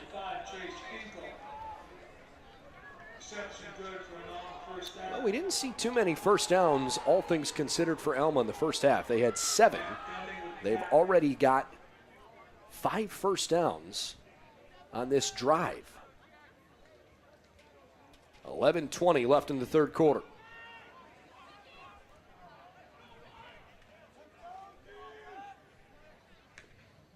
It's all of a sudden kind of quiet here at Finnie Stadium. Ipple looking left, throws a low bullet, and a nice catch. Kruger comes up with it. He had Andrew Groves right on top of him. 2nd down and short. Check that. That was actually the 6th 1st down of this drive. 13 now for Alma in the game. And half of them are on this possession. Nice drive to start the 2nd half. This is the 11th play of the drive. Started all the way back at their own 25-yard line. Ipple looking for 6. Got it. Touchdown, Alma. And Coach Hilbert right there, gambling on almost an all-out blitz, leaving your defender one-on-one, and a great throw by Ipple, an even better catch out there by his receiver. It's Hinkle on the reception for the touchdown. And Alma, who punted in that final possession right before halftime, essentially just to milk the end of the clock. If you throw that one out, they have scored now touchdowns in technically 2 of their last 3, but the offense has looked far better for Alma ever since a bad 1st quarter for them. Extra point from Plisco through the uprights and good. And the score is now 28-14. The Jackets still have some breathing room here, but now the offense feels like, okay, we got to go back to work here, not going to just cruise through the end of this game. Truth be told, that's probably a good thing for them because they're going to be tested like crazy every week in the OAC. And I think it's good for them to have their focus locked in right from the first game of the year. And especially we had talked about at halftime, 20 minutes of possession, and that's through strong running, having a consistent identity through that run game, through your multiple weapons, all your backs there in the backfield. I like to see them get back to that. Control this, milk as much time as you can out of this third quarter and really show that, hey, we're in control of this game. They're calling it a 10-play, 75-yard drive that took 4:32 off the first half of this third quarter clock. So with 10:28 left in the third frame, Plisco lines up to kick it away from his own 35. It's Nigel Henderson and Jordan Leverett back deep.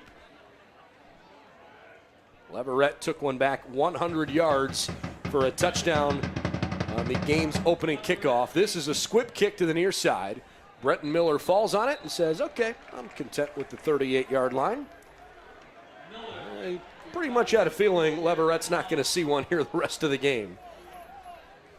And we'll see what Alma defensively is willing to do here.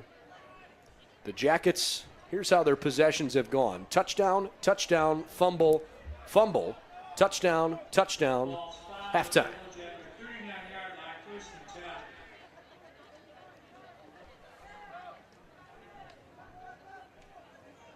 Here comes Jake Hudson. And here come the Yellow Jackets. 2 receivers, 2 backs, and a tight end. 1st and 10 from their own 39. Deion Greer in motion. John Murray Jr. First touch of the half, and it's a big one.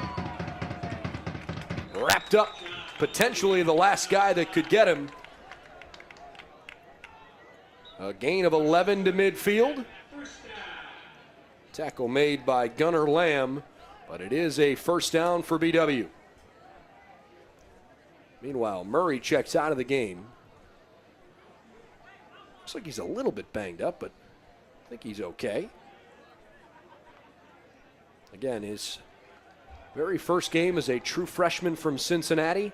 So close to busting open a big play. Lyle Grant checks in at running back. Fake handoff. Hudson, plenty of time, finds an open Greer. It's a completion up toward the 41-yard line for a 9-yard gain. Hudson spin out pass. Finds number 13, Deion Greer. John Murray Jr. pacing up and down the sideline, and he wants nothing to do with the athletic training staff. He said, I'm okay, just let me walk it off. Lyle Grant moves the sticks for a first down. And again, I don't mean to take away from Lyle Grant or Nigel Henderson, but the exclamation point with which John Murray has provided here early in his career, his first game as a true freshman, I am certain the Yellow Jackets are hoping that they're going to see that kind of effort from John Murray Jr. for a long time. Also, some credit to Jivan Megardician, who is a freshman center, a true freshman from St. Ignatius High School here in Cleveland. Hudson rolling out. Lobs it down the right side, just over Greer's head, incomplete. I think in his first game as a freshman, Megardician has done a really solid job anchoring this offensive line. And coming up, and as a center, you got to make all the calls for your offensive line. You have to notice what kind of fronts they're playing, what kind of shifts, gap responsibility. You have a huge opportunity there as a freshman to really put your stamp on your career here. Just like you said with John Murray in your first game, you need to come out and be smart with all your play calls and play well within your ability. Yeah, and look, man, you don't see a lot of true freshmen play center in game one of their careers. Just doesn't happen very often. Henderson in the backfield this time. Hudson throws to the backside of the play. Leverett's got some space to run. Up to the 22-yard line and a first down. Solid play design. Try to throw a little jailbreak screen to the back half of the play. Leverett had enough room to work to at least pick up the first down.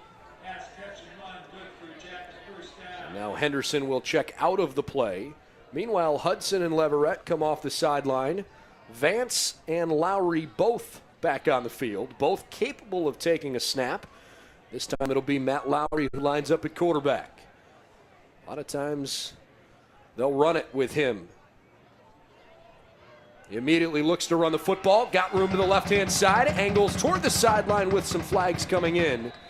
And that one looks like it might be coming back. Well, it was effective, but perhaps because of a holding call. We'll see. Holding, offense, number 87. That's a 10-yard penalty, spot a foul. Replay first down. That's on the tight end, Mitchell Yell. And again, the Jackets are playing without their top 2 tight ends today, who are both out with an injury. Hopefully, Mitchell Yell is getting some valuable experience here, and maybe the Jackets can build some depth there at tight end. 8:08 left third quarter. BW leads by 14 points, and right now the score hasn't really been in jeopardy. But we'll see if BW can finish off a drive the same way Alma did here at the beginning of this third quarter. It's first down and 19 yards for BW. Shovel pass, Henderson. Past the original line of scrimmage, up to the 21-yard line, an 11-yard gain, and a solid pickup after the 9-yard penalty. They've been really trying to run that play a lot today, kind of get the pitch, really trying to read the defensive end, and not only read them, but have them make a play. And it's really difficult with the speed that BW has for a defensive lineman in any conference to make that play on the edge. BW 28, Alma 14, 7:18 left in the third quarter. Leverett, Greer, Steinwalks, and Wolfington, all wide receiver targets here. Lyle Grant is the left sidecar. Greer motions across from right to left. Hudson, 3-step drop, guns it toward the end zone. It's broken up. Leverett took one hit immediately and then got squared up front. Alma not letting him get into any kind of a window. For as good as he is in open space, they tried to find Leverett on what was a pretty good pass from Hudson, but well defended. So it's third down and 9. Steinwalks replaced by Yale, the tight end. Plenty of time to get the play in. Still 15 seconds on the play clock. Leverett and Wolfington, both wide to the right. Third and 9. Greer motions to the right. Lyle Grant's got some room. He is inside the 15, inside the 10, dives toward the pylon. Touchdown! What a run by Lyle Grant!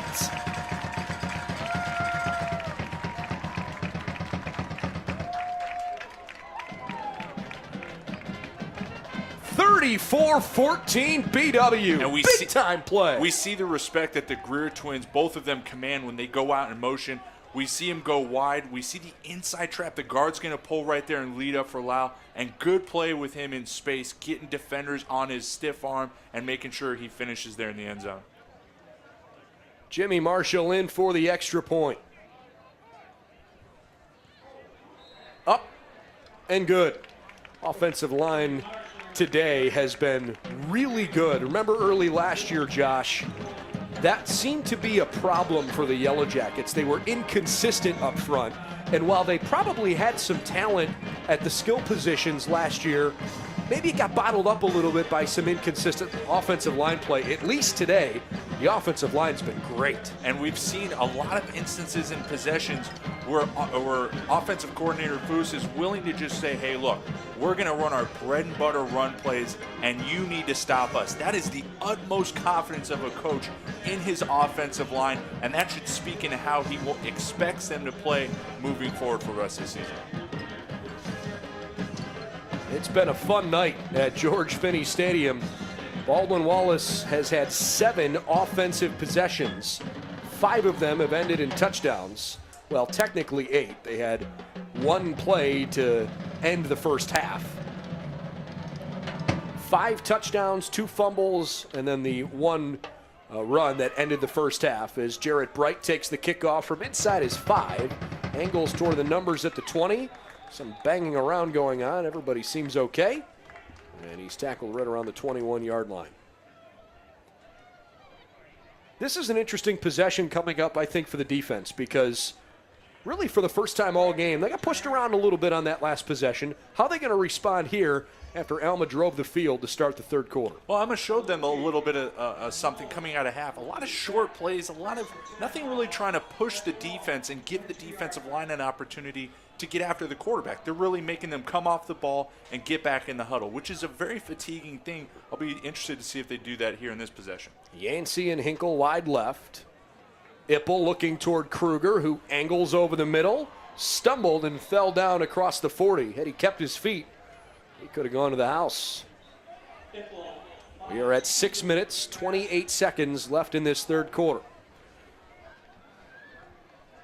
Both teams using the no-huddle offense, only stopping once in a while to check and make sure they have the right play.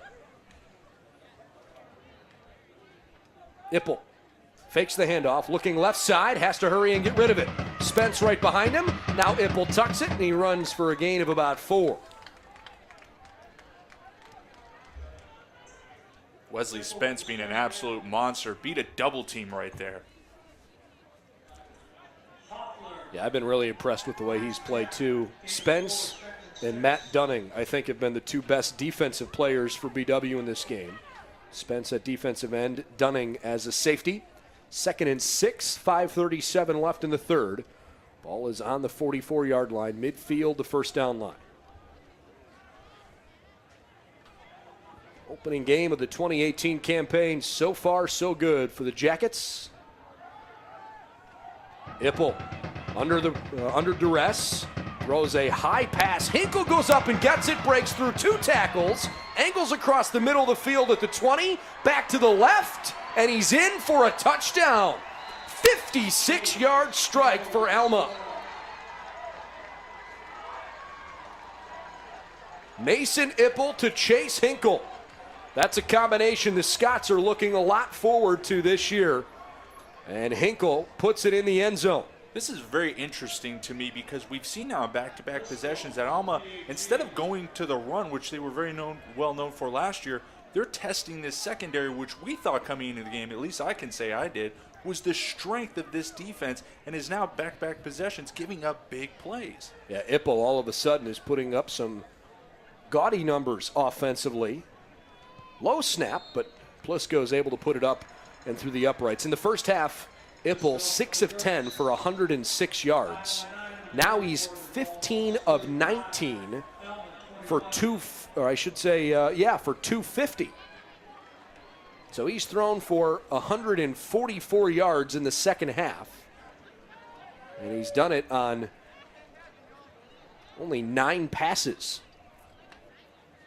Obviously a big chunk of it coming there, but lots of ground gained through the air for the Alma Scots.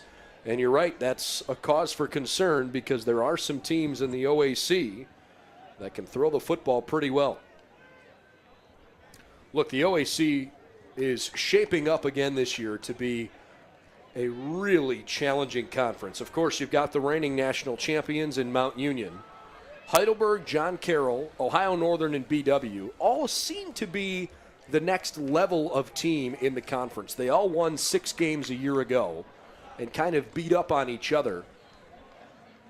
One of the things I think people are interested to see, Christian Williams, the running back at Ohio Northern, I've heard rumors that he was injured. I don't know how long he's going to be out, but it sounded like he may not be available for a little while. If that's the case, really hurts Ohio Northern's rushing attack.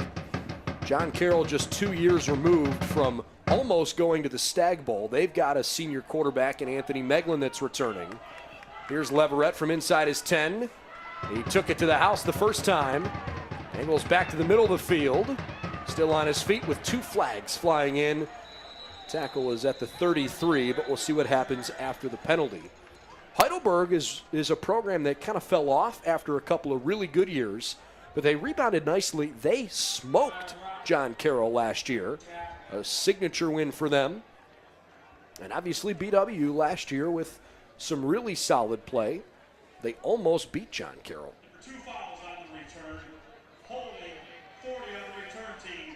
That foul has been declined. Illegal block in the back, 33 return team. That's a 10-yard penalty. First down, Baldwin Wallace.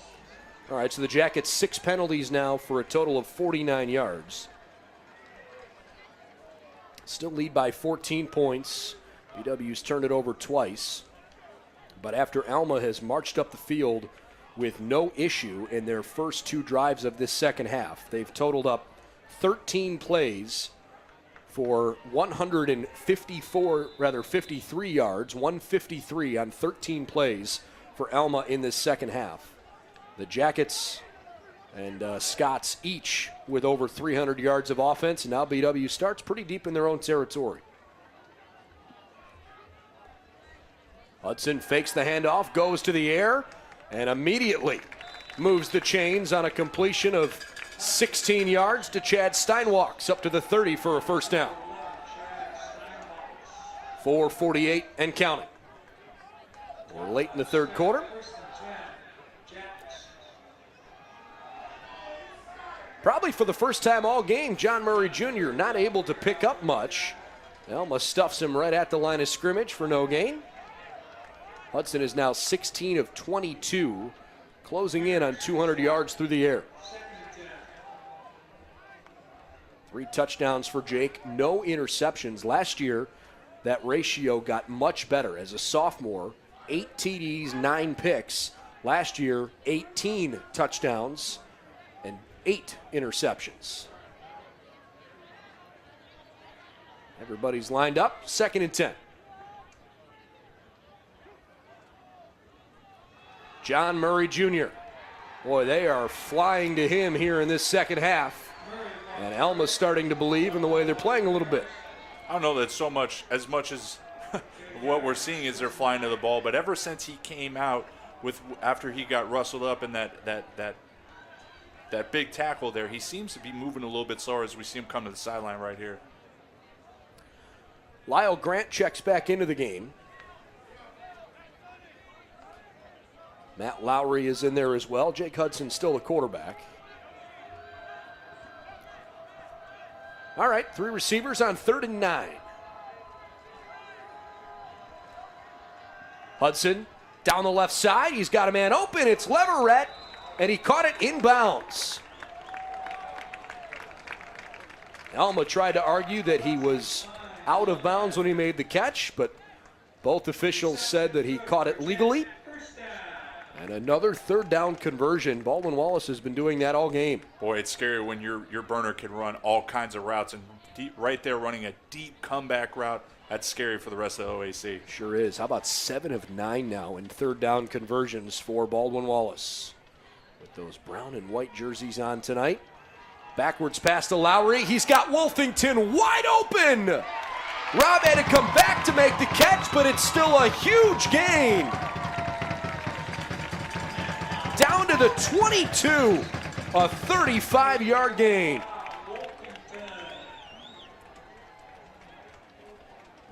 Matt Lowry delivers a nice pass up the field. And with 2.5 minutes left in the third quarter, the Jackets are continuing to move the ball up the field.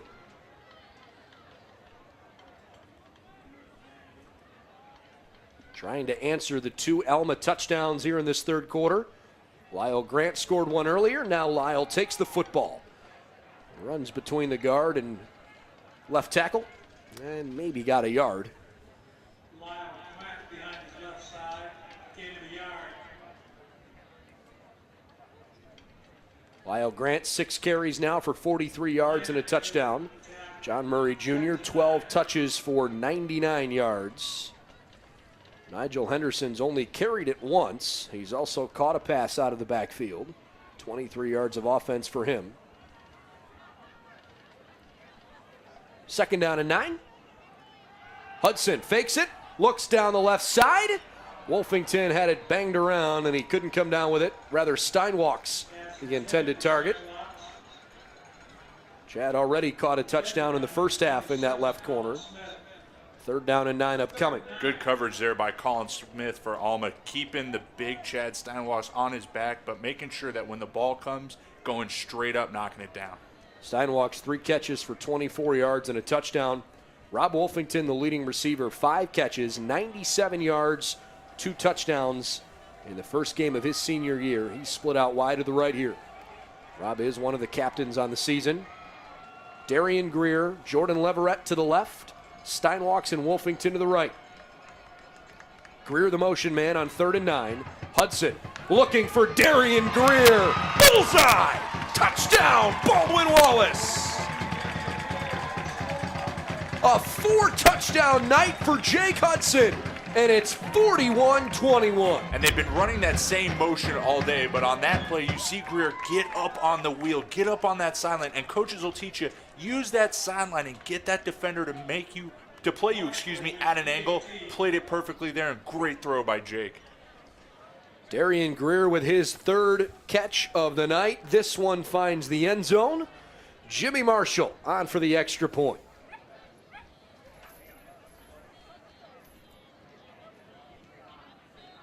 Right down the middle. Well, the Yellow Jackets defense has given a little bit here in this 3rd quarter, but Alma has not found an answer for Baldwin Wallace offensively. There's 1:21 left in the 3rd quarter, and BW hasn't punted yet. And they've been playing within their identity. We saw kind of in that first half, they kind of run the trickeration, and they're trying to get different quarterbacks in there. And then they came out and said, look, we're going to run the ball with our vast number of running backs. We're going to get these playmakers involved. And you can see with 42 points on the board, it's working real well. I think the depth of the offense right now has been the most fun thing to watch. And the fact that Jake Hudson is playing like a senior. Last year we saw a big jump from him from sophomore to junior year, and I think this is a great way for him to start his senior season. BW is well aware of the fact they haven't been to the NCAA playoffs in over a decade, and they would love to end that drought here in 2018. From the 10-yard line, Jared Bright angling to his right up near the 30. And a late hit. That one's going to go on Alma. That flag came in after the play. Here's the call. Unnecessary roughness, number 45 on the return team. That's a 15-yard penalty for the run, first down. Tyler Marock, who I'm pretty certain recovered the fumble, or I beg your pardon, recovered the onside kick that was late in that first half, and it wasn't a true onside kick. It was pooched 25 yards up the field. Pretty certain he recovered that, but he just made a grievous error that put his team way back now inside at the 15-yard line. 1:14 left, 3rd quarter. It's all BW, 42-21. Mason Nipples had a great second half. Let's see how he goes here. First pass of the of the drive, batted at the line of scrimmage by Wesley Spence. 2nd and 10. And after that, as you said, egregious mistake. This is a good opportunity for BW's defense, allowing 21 points on the board to say, this is enough. We're going to nip these mistakes in the bud, and we're going to play like Coach Hilbert wants us to. 2nd and 10 from the 15 with a $1:10 on the 3rd quarter clock. Ipple, 3-step drop, up in the pocket with room to run. Gang tackled, started by the linebacker for BW, Chris Burnside. Ipple picks up some significant yardage. It's an 8-yard run to set up 3rd and 2. Inside a minute to go, 3rd quarter. And as they have most of the game, Alma spreads things out. Ipple's run it 6 times in the game now for 10 yards total. He's been sacked a couple of times, so a couple of negative plays, but largely been pretty effective. I think Mason Ipples played well tonight. 3rd and 2. Still got 8 seconds to get it off. On play action, going over the top. Hinkle's got it across midfield. Chase Hinkle, 6th catch of the night. He's over 150 receiving yards and 2 touchdowns. And if you're Alma, you like the plays that Mason Ipple's making. He's reading the blitzes and what the defense is giving him and making great calls. 1st and 10 for Ipple. Rolling to his right, good protection, over the top. Intercepted! Picked off by BW's Jordan Johnson. Where will this play end up? Johnson still on his feet all the way to the near sideline, and he's out of bounds at the 34.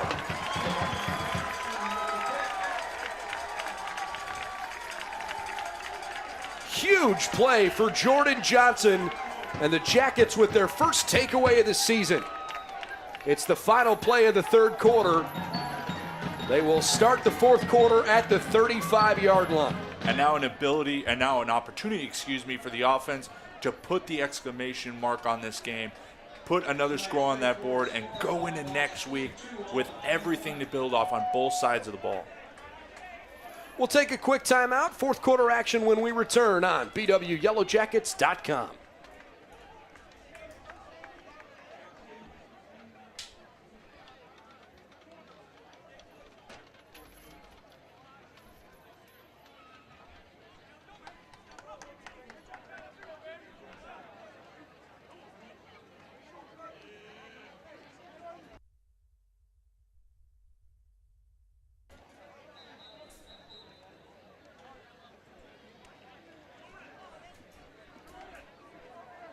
Tonight's Yellow Jacket football game brought to you by Domino's Pizza in Berea, the official pizza provider of BW Athletics. Call us at 440-891-0030 or go online at Domino's.com.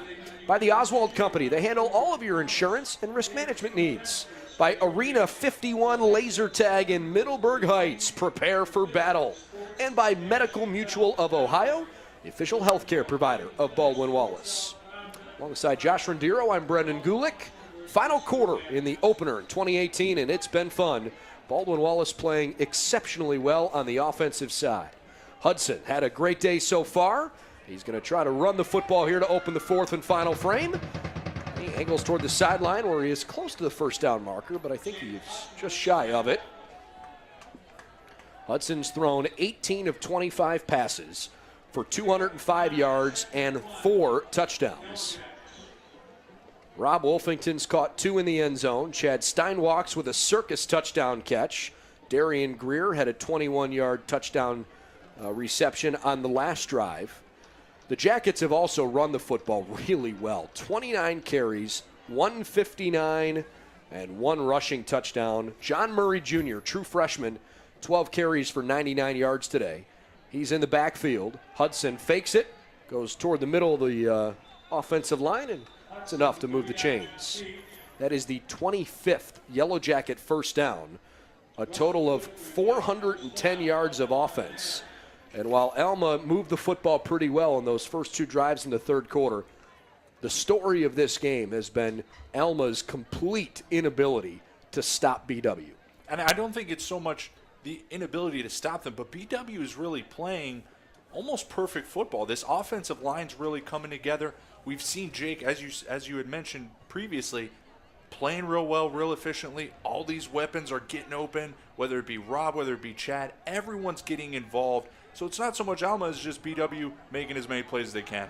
Flags fly, play continues. It's a free play, and Hudson goes down, but it won't matter in the backfield. It appears to be a defensive penalty.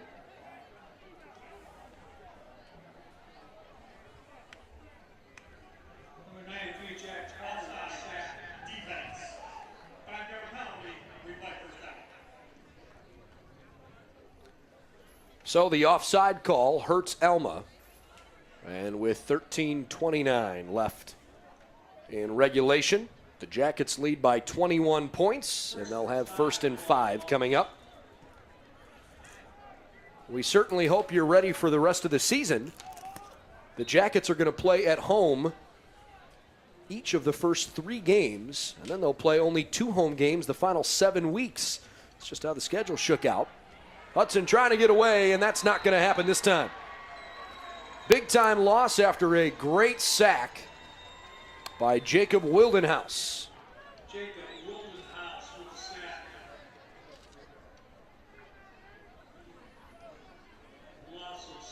13 minutes left in the fourth quarter. The Jackets should be able to basically milk the clock with a 21-point lead, but that doesn't mean you don't stop trying to keep this rhythm and move it up the field. 2nd down and 13. Nice play by Wildenhouse after the offside call. Hudson throws a screen near side, right on the money to Greer. He decides, well, maybe I got a better route to the sideline. And he certainly made the right decision. First down, BW, a gain of 16.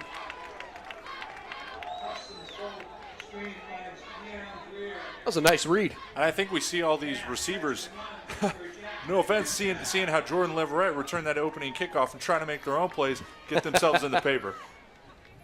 Who can blame them? They saw their teammate make a statement right away and said, okay, let's see what we can do. 12-15, fourth quarter. 1st and 10 from Alma's 42. Hudson, lots of time, rockets over the middle, and it hit Greer right in the hands. That's the first true open field drop we've seen all game. And while I don't want to call attention negatively there to Greer, the fact of the matter is the Jackets have been so sure-handed all game. Yeah, that one hurts, but just goes to show how well the receiving corps played. And follows up a great play, gets open on the middle on a double deep post, and just can't manage to corral the ball. Those sometimes just happen every other game. All right, so now Will Vance stands in at quarterback with Matt Lowry standing to his right. Hudson back on the sideline for a moment. 2nd and 10. Lowry out to the right. Vance runs it up the middle, across the 35, and he's got a first down to the 31. 11 yards to move the chains. That is the 27th first down. Kreshmar on the stop. Veteran safety for the Scots. Hudson comes back with John Murray Jr.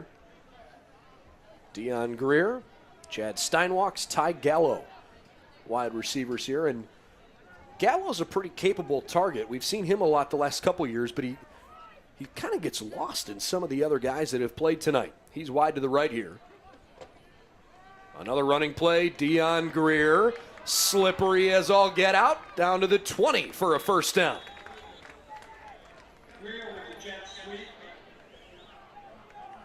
Inside 11:30 in the fourth quarter on what started as a 74-degree night and has just been magnificent to open up the 2018 season. And following Big John into the hole there, which I'm sure as a defender, more terrifying to see him with the ball running downhill at you than to come downhill blocking at you. I don't know. That's a coin flip. I don't know if I'd want to be on the receiving end of either one of those. This time, Lyle Grant, the right sidecar. Hudson going to throw it. Looking for Greer, dancing around. Left side, Steinwalks, a completed pass. A pickup down to the 14-yard line. It's a gain of 5. 2nd and 5 with 10:46 and counting.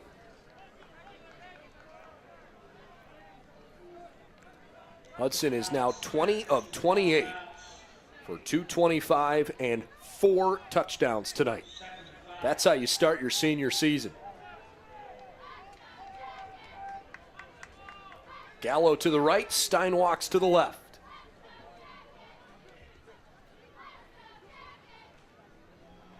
On a triple option, it's Lyle Grant, who can't shake a tackle. Nice stop by the safety, Alexander Zako, who came up to make the tackle. I think it's just short of the first down, 3rd and less than a yard. BW's trying to make it go quickly. Lyle Grant has the first down and more. He's into the end zone. His flags fly for a touchdown. I think it's a defensive penalty for not getting a player off the field fast enough. There it is. 12 men on the field, decline the penalty. Lyle Grant, 2 touchdowns on the night. And the Jackets have thrown up 48 points in the opener. Both sides of the ball, we are seeing some utilization of depth, whether it be at running back, receiver, defensive line. Guys are getting subbed in and showing that they can play under these big lights to start the season.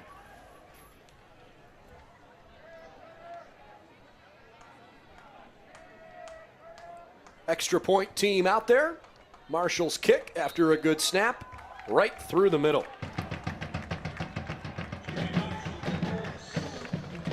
Boy, it's kind of hard to put this into words because I think the hope was certainly high.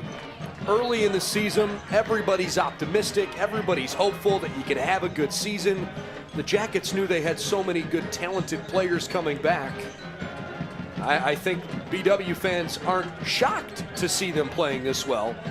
but this is as impressive that BW's looked in a season-opening game probably in the last decade. I mean, really, truly, this has been a dominant offensive performance. And I know calling the games with you last year, we had always discussed that offensively, it was tough in some games where defensively they were asking, their team to bail them out. Now when we could see they're dropping 49 points in an opening game, that is something that can scare not only your future opponents, but the rest of the OAC.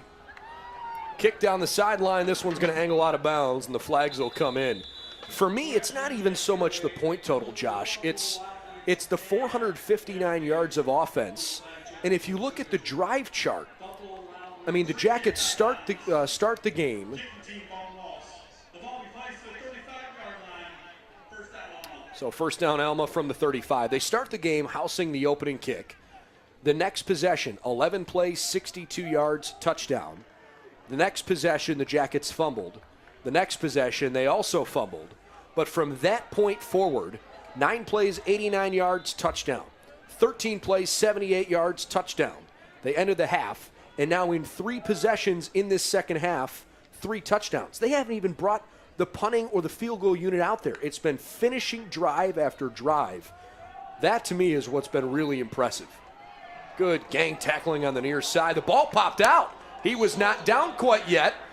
We'll see where it goes. But that was definitely a fumble, and it's back to BW. Their second takeaway of the night. It's Trevor Hawks who picked it up. Brenton Miller was able to come in there and jar it free. And Steven Soa is slow to get back up. He is hobbling off the field. Needs a little bit of help. It looks like he's favoring his right leg. Hope he's okay. He's been one of the primary running backs for Alma so far tonight. So the Jackets have turned it over twice. Now they've taken it away twice in back-to-back possessions, no less.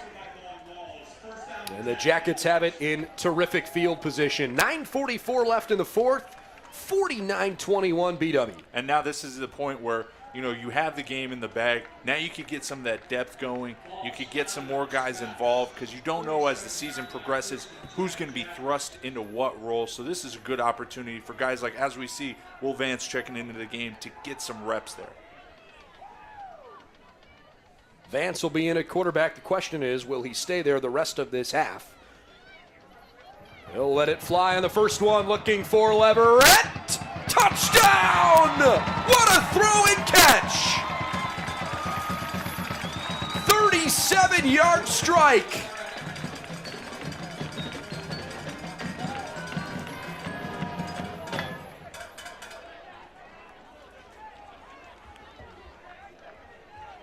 Looks like there was a flag on the play. Here's the call. The result of the play is a touchdown. After the touchdown, unsportsmanlike number 19, Baldwin Wallace for taunting. That is number 19's first unsportsmanlike of the game. That penalty will be assessed on the kickoff. So Jordan Leverett called for taunting. Second time today he's found the end zone. It was a great catch, but those are the kinds of things that are going to get you in the doghouse. You got to be careful for that. 55-21. Will Vance, the second-string quarterback, throws his first touchdown pass of the season. Jimmy Marshall's extra point, right through the uprights. Well, BW has racked up as a team now 297 passing yards on 22 of 30 completions. 5 touchdowns. Lyle Grant, a couple of rushing scores. My goodness. Just pouring it on right now. And doing it through all ways. I had said in the beginning of the game, as an old school football fan, I want to see them run the football. They come out, they do that with Big John. They get 2 touchdowns from Lyle. They get it from everywhere. And then through the air, Jake Hudson sitting back in the pocket, making plays with his feet. This offense in this first game, hope aside, as you said, looks very, very lethal. So the 15-yard unsportsmanlike conduct penalty puts the football all the way back at the 20-yard line. And that's likely going to help Alma get much better field position here to start this drive. We'll see how it shakes out. Riley Jones into kickoff. He's the kickoff specialist with that left foot. Sends a pretty good one down the field. Hauled in at the 27-yard line by Jared Bright. And he is tackled by Brenton Miller at the 42. 9:28 left in this fourth quarter. And with the outcome of the game pretty much not in jeopardy, the Jackets lead 56-21. It's a 5-touchdown difference here. I think the most notable thing right now for BW is get out of the game healthy. Give yourself a chance to start conference on the right foot next week. But on top of that, maybe the defense is going to sit here and say, okay, look, we got pushed around a little bit at the start of the second half. Let's try to throw a shutout here after 2 straight takeaways their last couple possessions. And Alex Yancey, maybe just a lapse in concentration there, dropped a pass in open field play. 2nd and 10, Mason Ipple, I think, has been really good, especially in the second half. He's now 16 of 23 for 282 and 2 scores. In terms of a player of the game for Alma, in my opinion, it's a toss-up between Ipple and Hinkle. Chase Hinkle has caught both touchdowns, 6 catches, 152. Ipple's thrown for 282, the vast majority of that since halftime. Ipple on the fake handoff, flushed out of the pocket. Running out of time, he gets thrown into the turf as he sails one out of bounds, incomplete. Fabulous pressure by Mike Rush, the defensive lineman. Wesley Spence checks back in, so does Aja Dean Phillips. Jason Hughes back out there defensively too. Jackets bring out the nickel package, 3-receiver look here on 3rd and 10 for Alma. And somebody jumped. It's on the offensive line as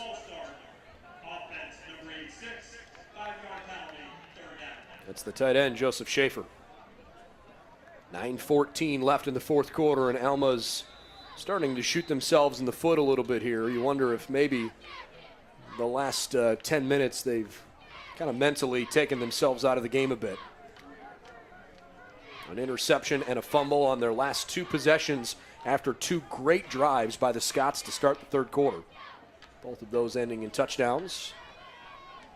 Schaefer switches sides, 3rd and 15. Ipple, high lobbed pass near side, way out of bounds.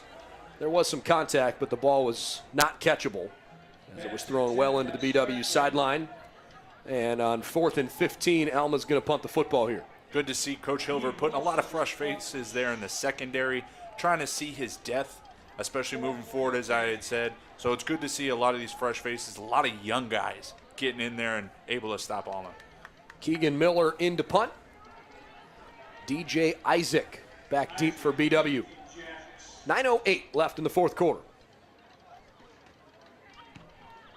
Miller gets his foot on this one much better than the last time. This one's fumbled by Isaac, and I think the Jackets got real lucky. They fell back on top of it quickly. That is great awareness by Elijah Green to pounce on that loose football. DJ Isaac maybe just took his eye off it for just a split second when he felt Alma crunching down on top of him. Under 9 minutes to go in the fourth. And the Jackets come back out there with a different group of offensive linemen. The center now is Ryan Simpson, so Jivan Megardician, the starting center, and the freshman who was in his first game, played very well tonight. He's out. Vance still in at quarterback, the second stringer. Threw a touchdown pass last time out. Now Nigel Henderson runs up to the 38-yard line, a gain of 3. 2nd down and 7. And I imagine the Jackets are going to try to just run as much clock here as they can. Henderson was the carry.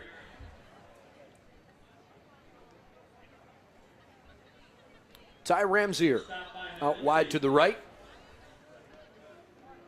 Ty, a senior wide receiver who's certainly been a good guy on this team here for the last couple years. He's seen a lot of time, perhaps because he's been surpassed on the roster by some speed. Hasn't seen much time yet on the field tonight, but I imagine he'll be in there for a while now. Nigel Henderson, another carry, another 3-yard pickup. 3rd down and 4. BW's also brought DeJuan Glover in at wide receiver. Mitchell Yell checks out at tight end, and he's replaced by Josh Kretlin.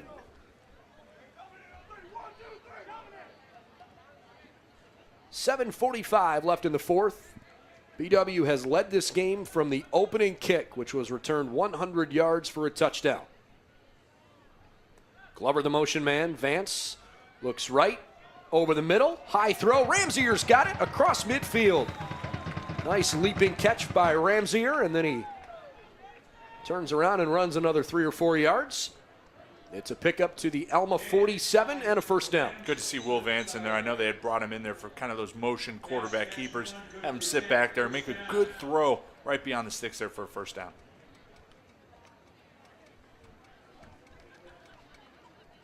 So the Jackets keep the chains moving, and that's been a constant all night long. 31 1st downs in the season opener for BW. 514 total yards of offense. Vance keeps it, and he pushes the pile up to the 43, a gain of 4. Vance the ball carrier. Ryan McGlickey with the tackle. Well, with the exception, again, of just a couple of possessions where BW is, I don't want to say fallen asleep, but maybe just not been quite as focused or quite on top of it defensively. This has been an all-out impressive offensive slaughtering. 56 points, and they haven't punted all game. On 2nd and 6 to the right-hand side. How about the 2nd and 3rd effort that time? Close to a 1st down. Brandon Moss gets his first carry of the evening. Brandon mounts to the right side. 3rd down and we'll call it 1 full yard. It's at the 38. 5:45 and counting. Jackets trying to run quickly here. Vance needs the 37. He's got it, but a flag down in the backfield. Vance the ball carrier. Holding offense number 62. That'll be a technical penalty for the previous 5. 3rd down. Patrick Simon called on the penalty. Hard to see it from here, but the official was right next to the play, so I would imagine that was probably an easy call for him. Shrine Classic player of the game flags. A player from each team. 3rd down and 11. The ball's at BW's, or I should say Alma's 48-yard line. Clock is rolling. 5:35. 4-receiver look. Vance to the air. He's got Glover underneath. Instead throws for a 1st down. Caught by Schneider Boucard. How about Vance going through his progressions there and finding the right guy? I love to see, as I said earlier, an old school football fan. Quarterback sit back there, go through his progressions. Hey, use your feet to get outside the pocket, but always with your eyes upfield, and makes a great precise throw on a very long 3rd down. 5 minutes and counting. What a night for Baldwin Wallace. More than 520 yards of total offense. 1st and 10 from the 34. Inside 5 minutes to go. They'll keep the clock moving with a handoff here to Troy Colucci. His first carry of the night. Picks up 1, 2nd and 9. Troy Colucci with the carry. Well, there must be a few people here to watch Troy in particular, because upon his name being announced in the crowd, there were a handful of fans that enjoyed hearing that. Couldn't ask for a nicer night to come out here and watch the Yellow Jackets. Again, 56-21 with just over 4 minutes to play in the game. Second down and 9 here. Vance in the pistol look. Caught by Glover in the flats. Dewan Glover down to the 20. Glover with the reception. 3:50 and counting. Make that the 33rd first down of the game. Pass catch is one good for a Jacket first down. BW taking time getting the play in.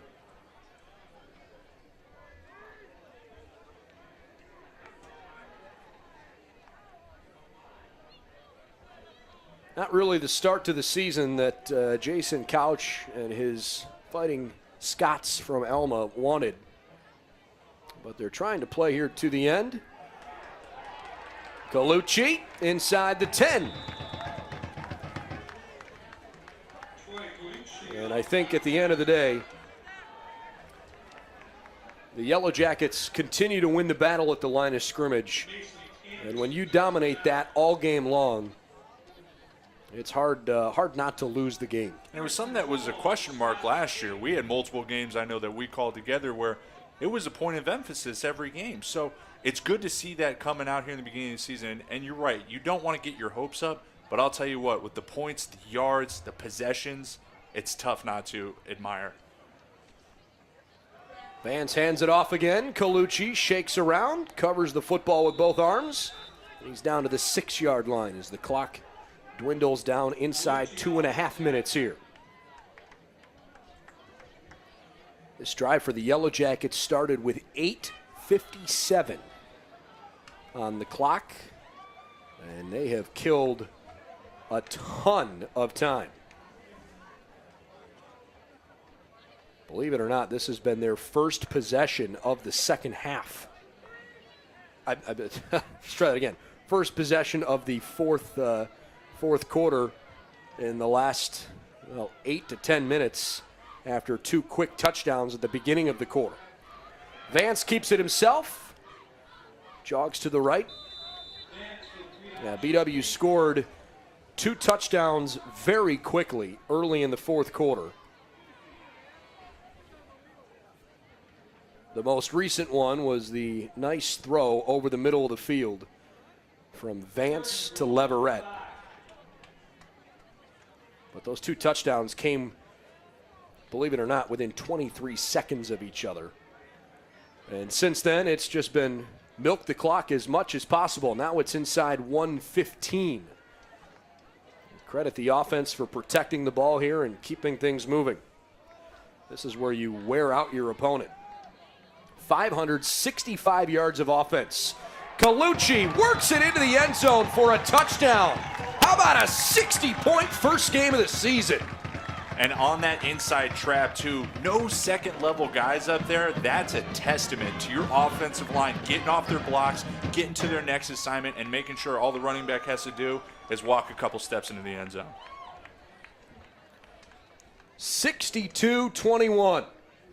1:01 left in the fourth quarter. What a performance. Marshall on for another extra point. Marshall bangs it through. Well, Brian Foose is going to sleep well tonight. As he should. Offensive coordinator for the Yellow Jackets, probably having one of the best games of the season, or I should say of his tenure here, between last year and some of the really good offensive performances the Jackets had. But boy, I have to imagine he's sitting there going, okay, look at all of the options, all the depth, all the weapons we've got. This is the kind of game you want to start the season on. You want to have all of this momentum going into conference play. 14 points in the first, second, and third quarters, 21 points in the fourth quarter. The Yellow Jackets are 12 of 14 on third down. They've had the ball for 36 minutes tonight compared to 18 for Alma. This kickoff is angled toward the corner. Bright thought about taking a knee at the 2-yard line. That's the kind of night it's turned into for Alma. Instead, he's tackled inside the 20. I mean, how many good things can you say about BW tonight? Hard to truly pick one singular player of the game. Hudson, 20 of 28 for 225 and 4 touchdowns. Will Vance, 4 of 4, 77 yards and a score. John Murray Jr., his first career game as a freshman, 12 carries, 99 yards. Lyle Grant, 8 carries, 57 and 2 touchdowns. Troy Colucci, 4 carries, 19 yards and a score, all on that last possession.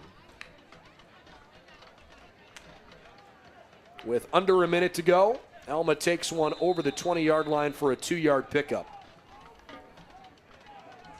9 different Yellow Jackets have run the football tonight.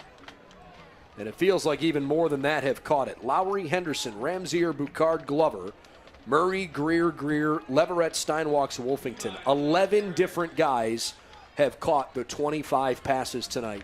337 yards through the air, 234 yards on the ground. As Ryan Stevens throws an incompletion. 571 offensive yards for Baldwin Wallace. 34 first downs, no punts. Don't be mistaken either. You said it correctly. Coach Foose is going to have a great night of sleep tonight, as he should.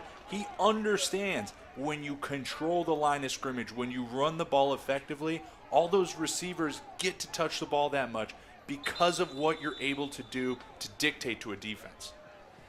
Timeout Baldwin Wallace with 21 seconds left in the game. They were just trying to make sure they get the right group of players out on the field here. I'm not sure who along the way was trying to come out versus come on, but whatever the case is, it was a timeout to avoid a penalty. And to build on what I was saying, look, if you're Otterbein next week and you're watching this film, John Murray's an issue. This offense that you thought was all these weapons on the outside and all this motion and different routes, now you have to contend with a running game that just torched a defense. So now you're coming to a game next week if you're Coach Foose and this offense where you say, hey, look, we have all these options we could do, but let's test them up front. Let's command the game and work off that. And hey, you could drop another 63-point game out there. By the way, Otterbein opens the season on Saturday at 7 o'clock against Ohio Wesleyan. 3rd down and 8 for Alma. This time a quarterback keeper. And Stevens gets up to the 27-yard line. That'll probably be the final play of the game unless Alma hurries up to run one more time. And they will not. What an incredible start to this season. Alma put together a pretty decent early 3rd quarter, but aside from that, this was a dominating win for BW. Final score tonight, the Yellow Jackets 63, Alma 21. Teams line up to shake hands at midfield. The Jackets go to 1-0. Jim Hilbert's teams now, when he's at BW, a record of 7-4. And Hilbert's career record goes to 74-23. First career game for head coach Jason Couch. Doesn't quite fall the same way. He falls to 0-1. Alma will head back north, and they will open up their home portion of the schedule on Saturday, September 8th. And they will play against Manchester at 6 o'clock up at Alma.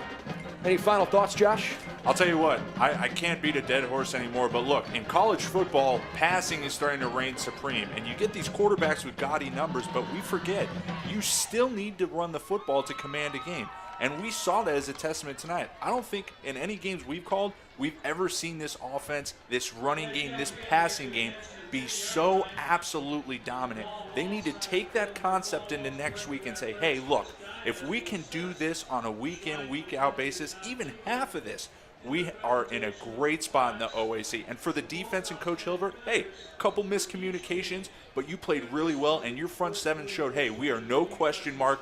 We are going to be just as good as we were last year. Balance and depth is a deadly combination. And the Jackets early in the season showing they have both.